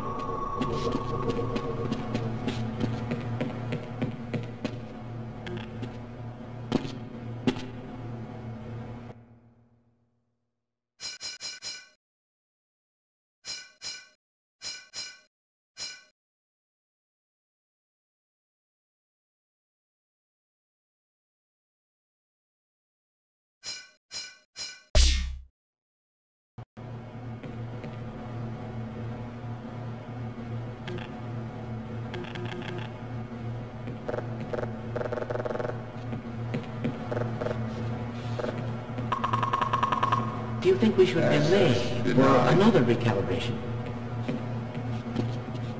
No doubt.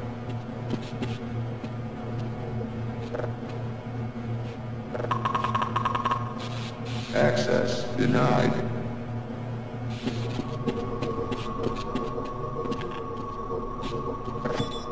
Of course not.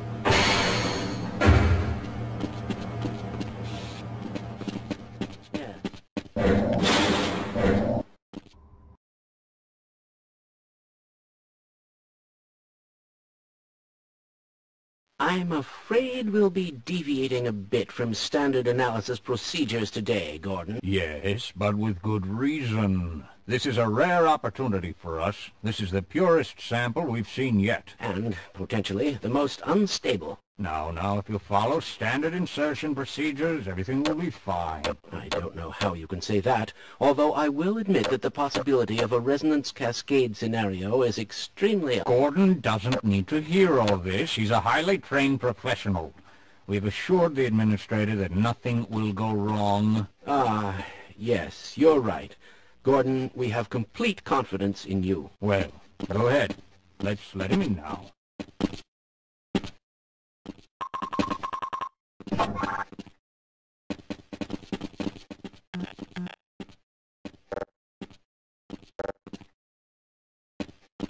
Access denied.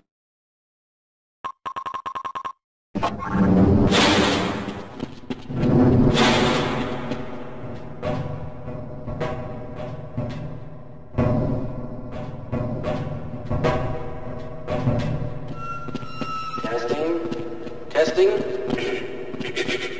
Everything seems to be in order. All right, Gordon. Your suit should keep you comfortable through all this. The specimen will be delivered to you in a few moments. If you would be so good as to climb up and start the rotors, we can bring the anti-mass spectrometer to 80% and hold it there until the carrier arrives.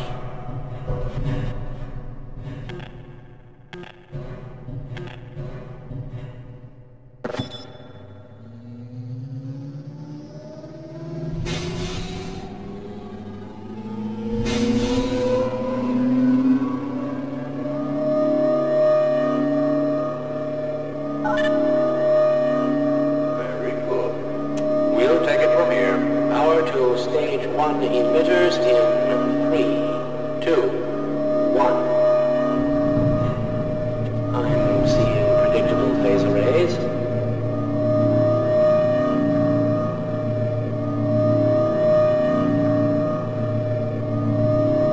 Stage 2 emitters activating now.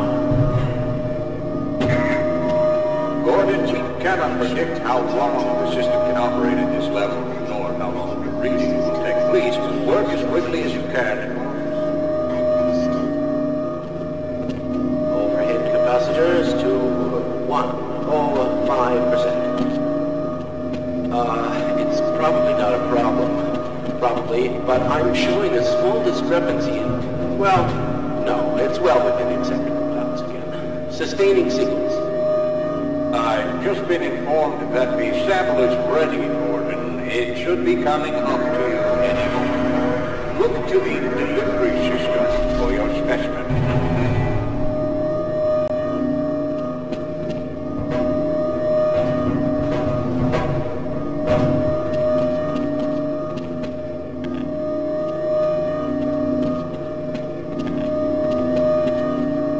Standard insertion for a non-standard specimen. Go ahead, Gordon. Slot the carrier into the analysis port. What is he doing in there? Nothing you need to worry about, Gordon. Go ahead.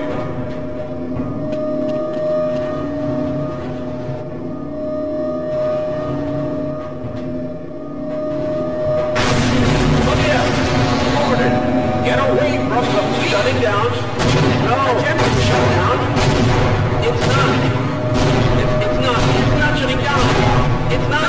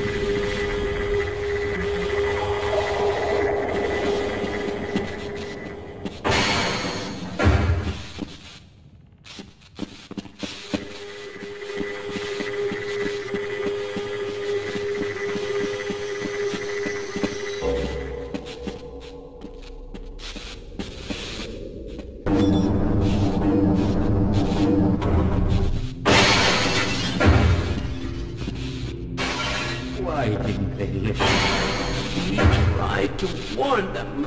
I never thought I'd see a resonance cascade, let alone create one. Gordon, you're alive. Thank God for that hazard suit. I'm afraid to move him and all our phones are out. Please, get to the surface as soon as you can and let someone know we're stranded down here. You'll need me to activate the retinal scanners. I'm sure the rest of the science team will gladly help you. Yeah, I can give you something for the pain. Wait. All right.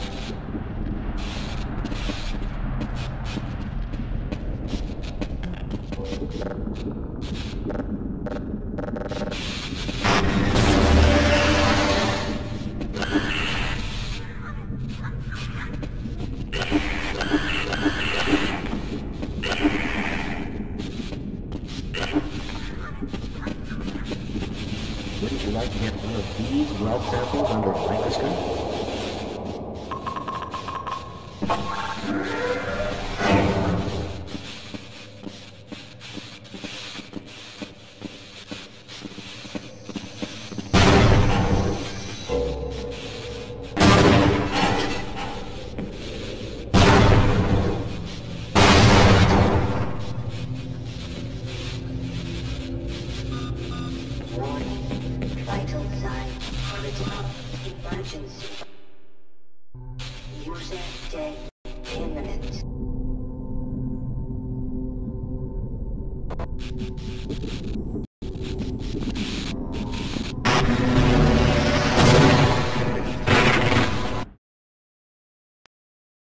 Greetings!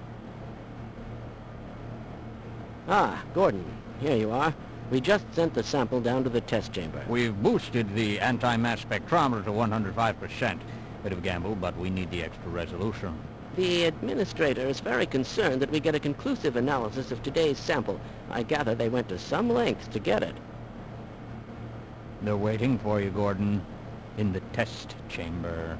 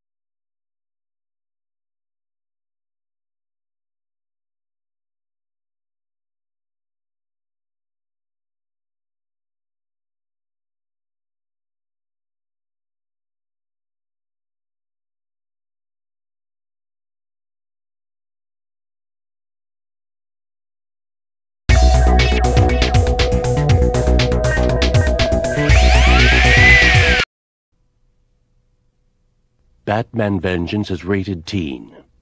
Takes a dive and then we string him up and drop him in the tree. Any questions?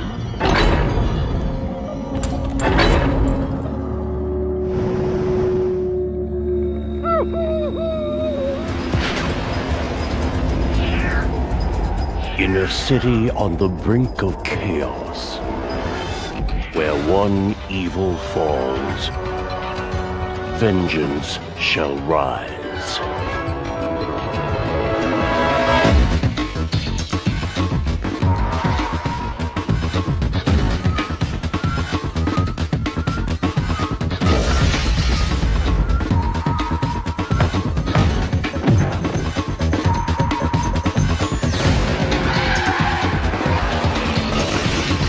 Enter the world of Batman as you've never seen it before.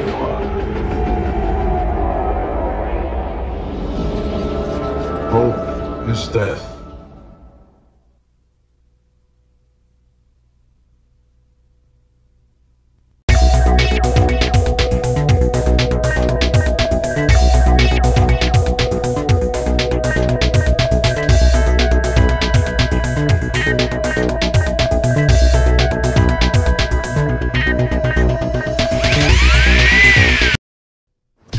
I chose to play the game. It didn't choose me.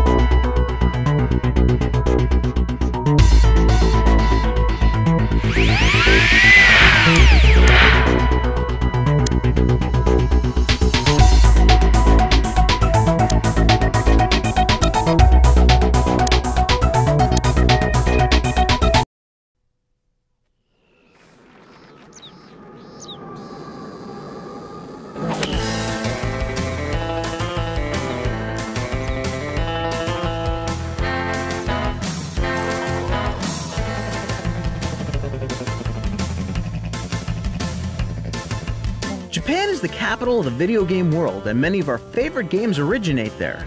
We wondered how a game makes the transition from Japan to North America, so we talked to Santa Monica Studios producer Taku Umasaki about the process of bringing Japan's most popular golf game to the US. Hot Shots Golf is originally made with the Japanese market in mind. It's a huge game in Japan. Therefore, it has the art style and the characters and everything on the game is very Japanese. So we realized that we had to do a lot to it to bring it over to the States. In addition to translating the text and voices, we have to come up with different art style for the characters. In Japan, the game has an art style that borrows heavily from Japanese animation called anime. Up till now, there have been lots of golfing games with realistic characters, and there are still such games. But that felt too much like a golfing simulator instead of a game. That may be fine for people who actually play golf, but gamers who have never golfed were finding it incredibly hard to enjoy. So for a game style that would be fun no matter who was playing it, we went for anime-style characters, not realistic. During Hot Shots Golf 2, we did a survey using the Japanese version, and we realized that the US audience is really not familiar with that art style, and we decided to come up with our own characters and replace the Japanese characters so it would appeal to a wider audience. We're going to do the same thing with Hot Shots Golf 3. And right now we're in the course of coming up with new wacky characters for the US market.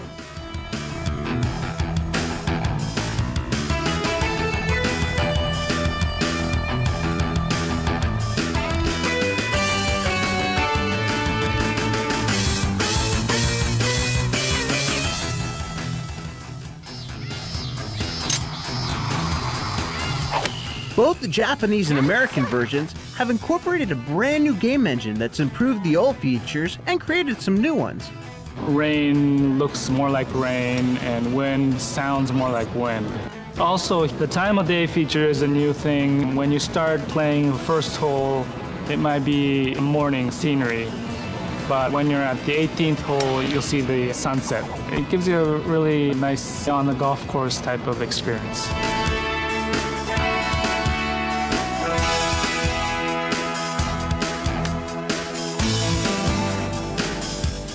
It seems like there's an incredible amount of work that goes into bringing a Japanese game to the US. We wondered if Hot Shots was a typical localization. The degree of localization in this game, I would say, is much heavier than other localization titles. For instance, role-playing games are always just pure text translation. However, with games like Hot Shots Golf, the gameplay as well as the character appeal is the essence of the game.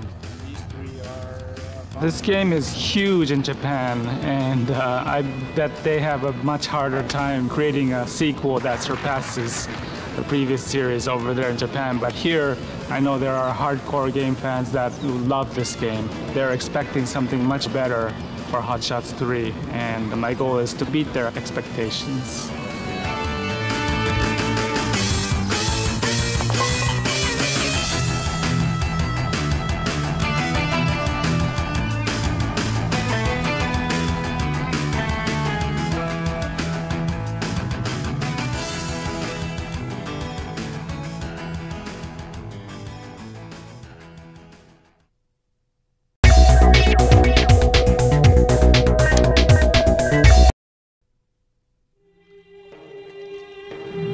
Simply put, the Final Fantasy series has been the most successful and innovative in video game history.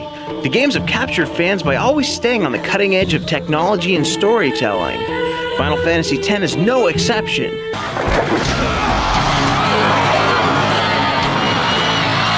As usual, the game has a completely new storyline and a new combat system. Recently, we went to Japan and talked to the team at Squaresoft to find out how they're keeping the series fresh.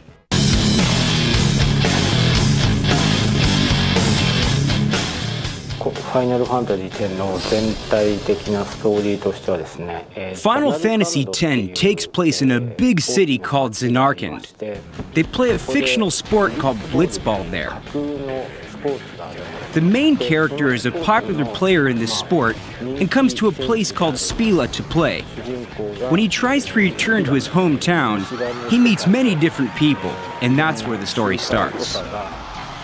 In order to shock and surprise the players the way I did in Final Fantasy VII and VIII, we had to keep including new elements in the game that nobody thought of before. In Final Fantasy X, we could add the voiceovers for the characters and show the facial expressions very well. Because of that, I kept the overall story very simple.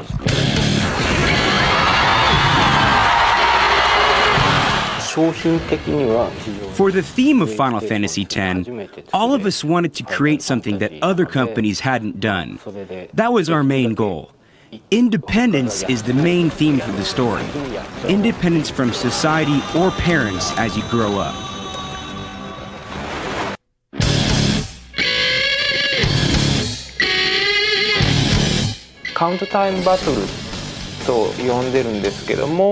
This time we're introducing the count time battle system instead of using active time battle, which we used in the previous games. In this system, the player can stop time during any part of the battle. Then the player can open up a window on the screen that shows the order of attacks. So the player can play strategically by seeing which monsters are going to attack and which characters will be able to attack. I want the player to enjoy the strategy of the game. For the hardcore gamers who enjoy the battle scenes, we created something called spheres, which you receive by attacking monsters. This item allows your character to advance more quickly. For example, when you damage a monster 1.5 times more than his hit points, you can receive more spheres. This way the game maniac can be satisfied by rewarding them with faster going characters. Go with the flow. For the normal player, if they memorize the monster's characteristics, they can finish the battle scenes quicker. That's what we were considering when we created the battle system for this game. We took into account both audiences. By the end of the game, you will have 7 characters in your group, so we gave each character a special skill. A flyer! That's your department, right? Why don't we let our summoner show us what she's made of? This way the player has to utilize each of the different characters. Nothing to fear, the hero's here! I want the player to think about each character's skills when you battle a strong monster, so you know which character should fight against which monster.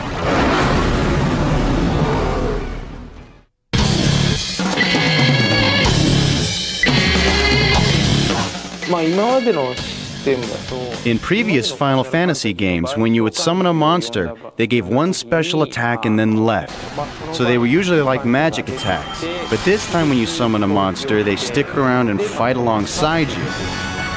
Please, fight with us! The summoned monsters are very important for the storyline, so I thought that the player might enjoy seeing them in a battle scene.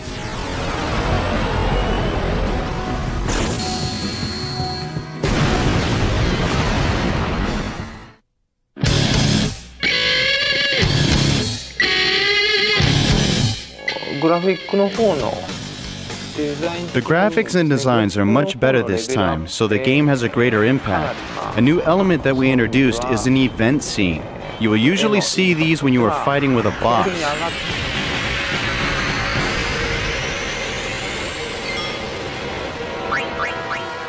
So for example, you can fight on top of a flying ship or the edge of a cliff. We use a special situation to start a battle scene so the surrounding elements become part of the battle. The graphics and the camera work will change depending on the situation. This gives the player a more cinematic feel.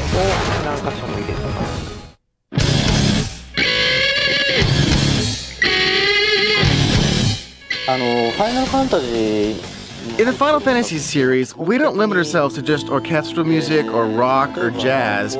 We use any kind of music that we think is interesting. We use an orchestra and a chorus, as we have in the previous Final Fantasy games.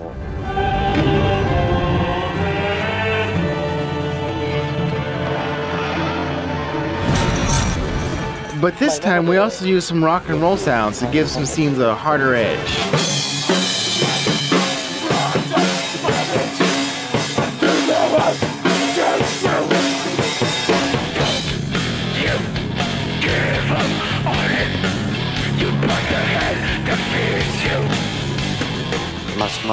There's a song in Final Fantasy X sung by a folk singer named Riki. She lives on an island south of Japan called Amami. We asked her to sing the main theme song of Final Fantasy X.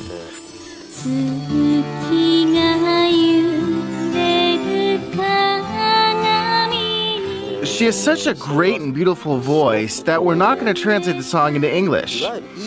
Even though the American audience is not going to know what she is singing about, they should grasp the feelings and emotions she is trying to get across. I'm looking forward to see what you think about it. And of course, the song will be on the US soundtrack.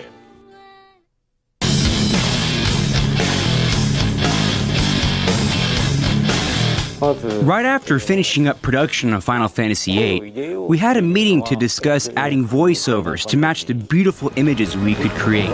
Hey, not this way! And now that we have the PS2 and DVD quality, we have a lot more room to store things, so that everything, including the graphics and sound, can be better. We called it sin. The most surprising thing that I experienced in LA when we were recording the voiceovers was that all the actors came to the studio in the morning without any information, and they started right off the bat. And they performed perfectly. In Japan, we requested that all the actors in a scene be in the studio at the same time. But in LA, we recorded each character separately. I was worried how it might work out in the beginning, but it worked out great.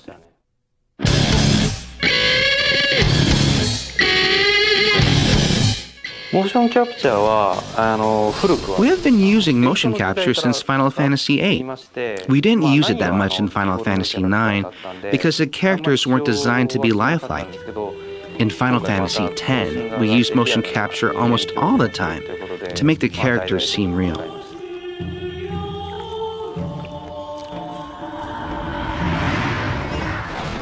Now that we have the power of the PS2, we were able to have better definition in the battle scenes, with smoother movement and facial expressions for the characters. I really appreciate that we could show these details. Also, we can transition between real-time and full-motion video smoothly now, which makes me really happy.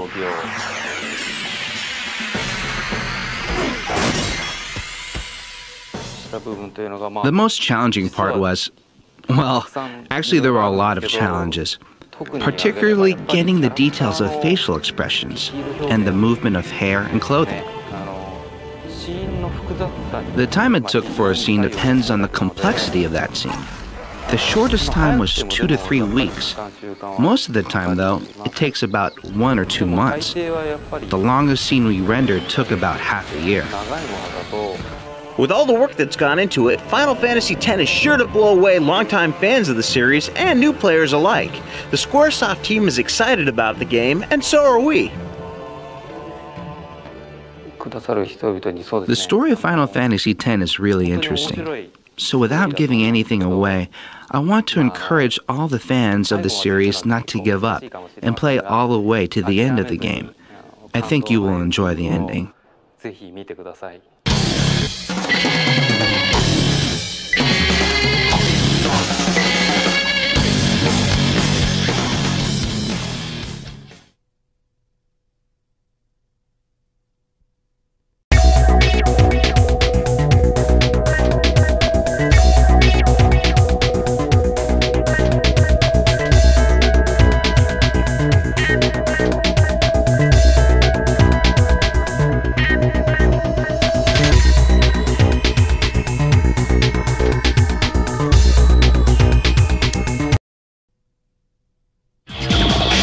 Have you ever dreamed of being a rock star, performing killer songs to the roar of a crowd? Well, Harmonix, a Boston-based developer, has now made it possible, even if you can't play a note on a guitar. Get ready to hone your skills on the world's newest musical instrument, the PlayStation 2. Frequency is a revolutionary rhythm music game that will convert gamers into musicians and probably a lot of musicians into gamers. More than anything else, Frequency is a game about making music, about playing music. We've really tried to turn the game controller into a new kind of musical instrument that players need to master in order to beat the game. We think there's two things that really separate Frequency from a lot of the other music games that we've played. One of them is that since it's a multi-track environment, you get much more deeply involved into like the fabric of the music because you're listening to each track individually and you can hear what each one does. The other thing that's different is a big part of the game is the remix mode, whereby you can take all the components of the song and put them together pretty much however you like to make your own remixes of the songs that we have in the game.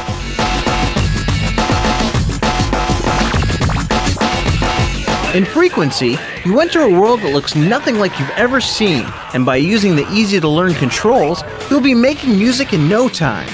The gameplay in Frequency is like Tempest meets Dance Dance Revolution, where you're actually traveling down a tunnel of music, and you choose a particular track to play, which is a particular instrument, like drum, bass, voice, guitar, and you have to press the buttons to the rhythm of that particular track to complete that track. Visually, this game is quite different from any of the preceding music games in that it's an intense visual overload experience. We're trying to capture rave-like intensity with the visual experience in this game, and that's really never been touched on in any of the other games. Picture yourself going down a tube or a tunnel that's got 8 sides, and each one of those sides has a different instrument on it. So one of the sides may have a kick and snare track. One of the sides might have a bass track. One might have a guitar and a vocal. The key to a music game is having great songs, and Frequency has one of the best lineups of artists ever assembled for a video game. In terms of the music, instead of just using kind of backdrop video game music, we've actually gone out and licensed a bunch of great kick-ass music from some fantastic bands, and so the music that you're playing in this game is real music by top bands that you've heard on the radio, and not just, you know, what people normally think of as video game music. The roster of artists who've contributed songs to Frequency is one incredible compilation. No Doubt, Powerman 5000, Fear Factory, Low Fidelity All-Stars, and Orbital all have songs in the game. And many of the songs were written for the game or are custom remixes you can't hear anywhere else. Sony asked us, gee, is there any bands that you'd like to have in the game? And Josh, the music director, and I said, gee, what about Curve? I wonder if they'd do a track. They're not a huge draw in the US, but they were sort of pioneers of electronic rock in the early 90s, and I've always been a big fan. They did a custom track for us in 2 weeks, and we were thrilled. It came out great. One of the artists who really surprised me was DJ Qbert. I didn't know what to expect from him. The first time the guys came to me about Frequency, I was like, okay, cool, let's do some whatever scratching incorporated in the video games. And as I was playing the game and testing it out, and I was like, whoa, this is really cool. I was pretty addicted at the start. playing frequency and scratching is kind of like the same type of energy, sort of, because when I scratch, it's free and you're totally like, having fun. And it's the same thing with video games. You're just releasing your soul through just having fun. It turned out even better than I expected. The Qbert level is out of control. It's probably my favorite track in the game now. But frankly, during the development process, every time we got a new track from one of these artists, there was always, you know, excitement through the office because everyone was so psyched to get their hands on a new song. Getting such an amazing group of artists involved in the game was a big challenge for the developers at Harmonix. When we first started calling around to the artists and their management, I mean, their curiosity was definitely piqued, but it wasn't until they actually saw the game that they really started to get excited about it. So killer, dude. One of the biggest hurdles was just actually setting up meetings with these people, just actually getting access to them, because once we did, everybody saw like the potential of it, and if at all possible, they wanted to be a part of it. I first heard about this game, I got an email from Ryan at Sony, and he told me that they were working on a music game. He kind of gave me the rundown a little bit. He's like, yeah, you know, you guys could write a song, or we could take a song from your record, and the person playing it can actually remix it. They could almost create their own track out of it, and I thought that was a great idea. In addition to the music that the bands have provided for the game, they've also provided some imagery, either short video clips or pictures, and we take that imagery and use it in the game world. So in the arenas, there are these large billboards, and actually those video clips and pictures get splattered onto those billboards so that as you're playing, for example, the No Doubt level, then there'll be images of Gwen Stefani on these billboards in the cybernetic world behind you. The depth and frequency comes not only from the songs in the game, but the different areas in which you make your music. There are 27 different songs in the game, but each song you can play in any number of different arenas, and the arenas are essentially visual backdrops for the tunnel that you fly through. They've got sort of different visual themes to them. As you progress through the game and beat more and more levels, you unlock more and more arenas until if you win the game on Expert, you've unlocked all 8 arenas. In single player, you're trying to beat enough patterns to stay alive to get all the way through the song. Multiplayer is a little different. Multiplayer, you're actually trying to get more points than your opponent, and you have various power-ups and ways of kind of beating your opponent down. It's kind of similar to sort of a kart racing game in that way. There's a lot of flexibility in this game. There's a lot of room to add to what's already there. When you're in single player mode, after you unlock all the song, you actually can also go in and kind of jam along with it. You can just kind of improvise. And there'll be notes, just like a little solo going in over everything. Or there'll be a scratch track where you can go in and scratch over the samples. So you can just kind of add your own beats over on top of it. You can recreate what's done, and then you can kind of add your little signature on top of that. When you go into remix mode, you can basically just start from scratch and do your own version of that song. As they worked on the game, the developers realized that they were making something completely new, turning a video game into a musically creative experience. I think the idea behind Frequency from the developers was to give people who didn't necessarily have the time or the ability or the skills to write or produce music, to get the enjoyment of actually creating music. You know, I think it's going to appeal to a lot of different people for that very reason, because everybody loves music, you know. Everybody who's cool loves music. One of the things we figured out was there's just millions and millions of kids with really good video game skills for which they get no real credit, but it's a real skill. So the high concept that we came up with was, hey, let's build a game that allows you to express yourself musically with the skill set that you already have, namely playing video games. So what we've really tried to do in this game is present an experience to the user which looks and feels like a video game, and they can use the skills that they already have as video gamers to get inside it and master it. But at its core, it's a game about making music, and they realize once they're into it that what they're really doing is not playing a video game so much as playing music.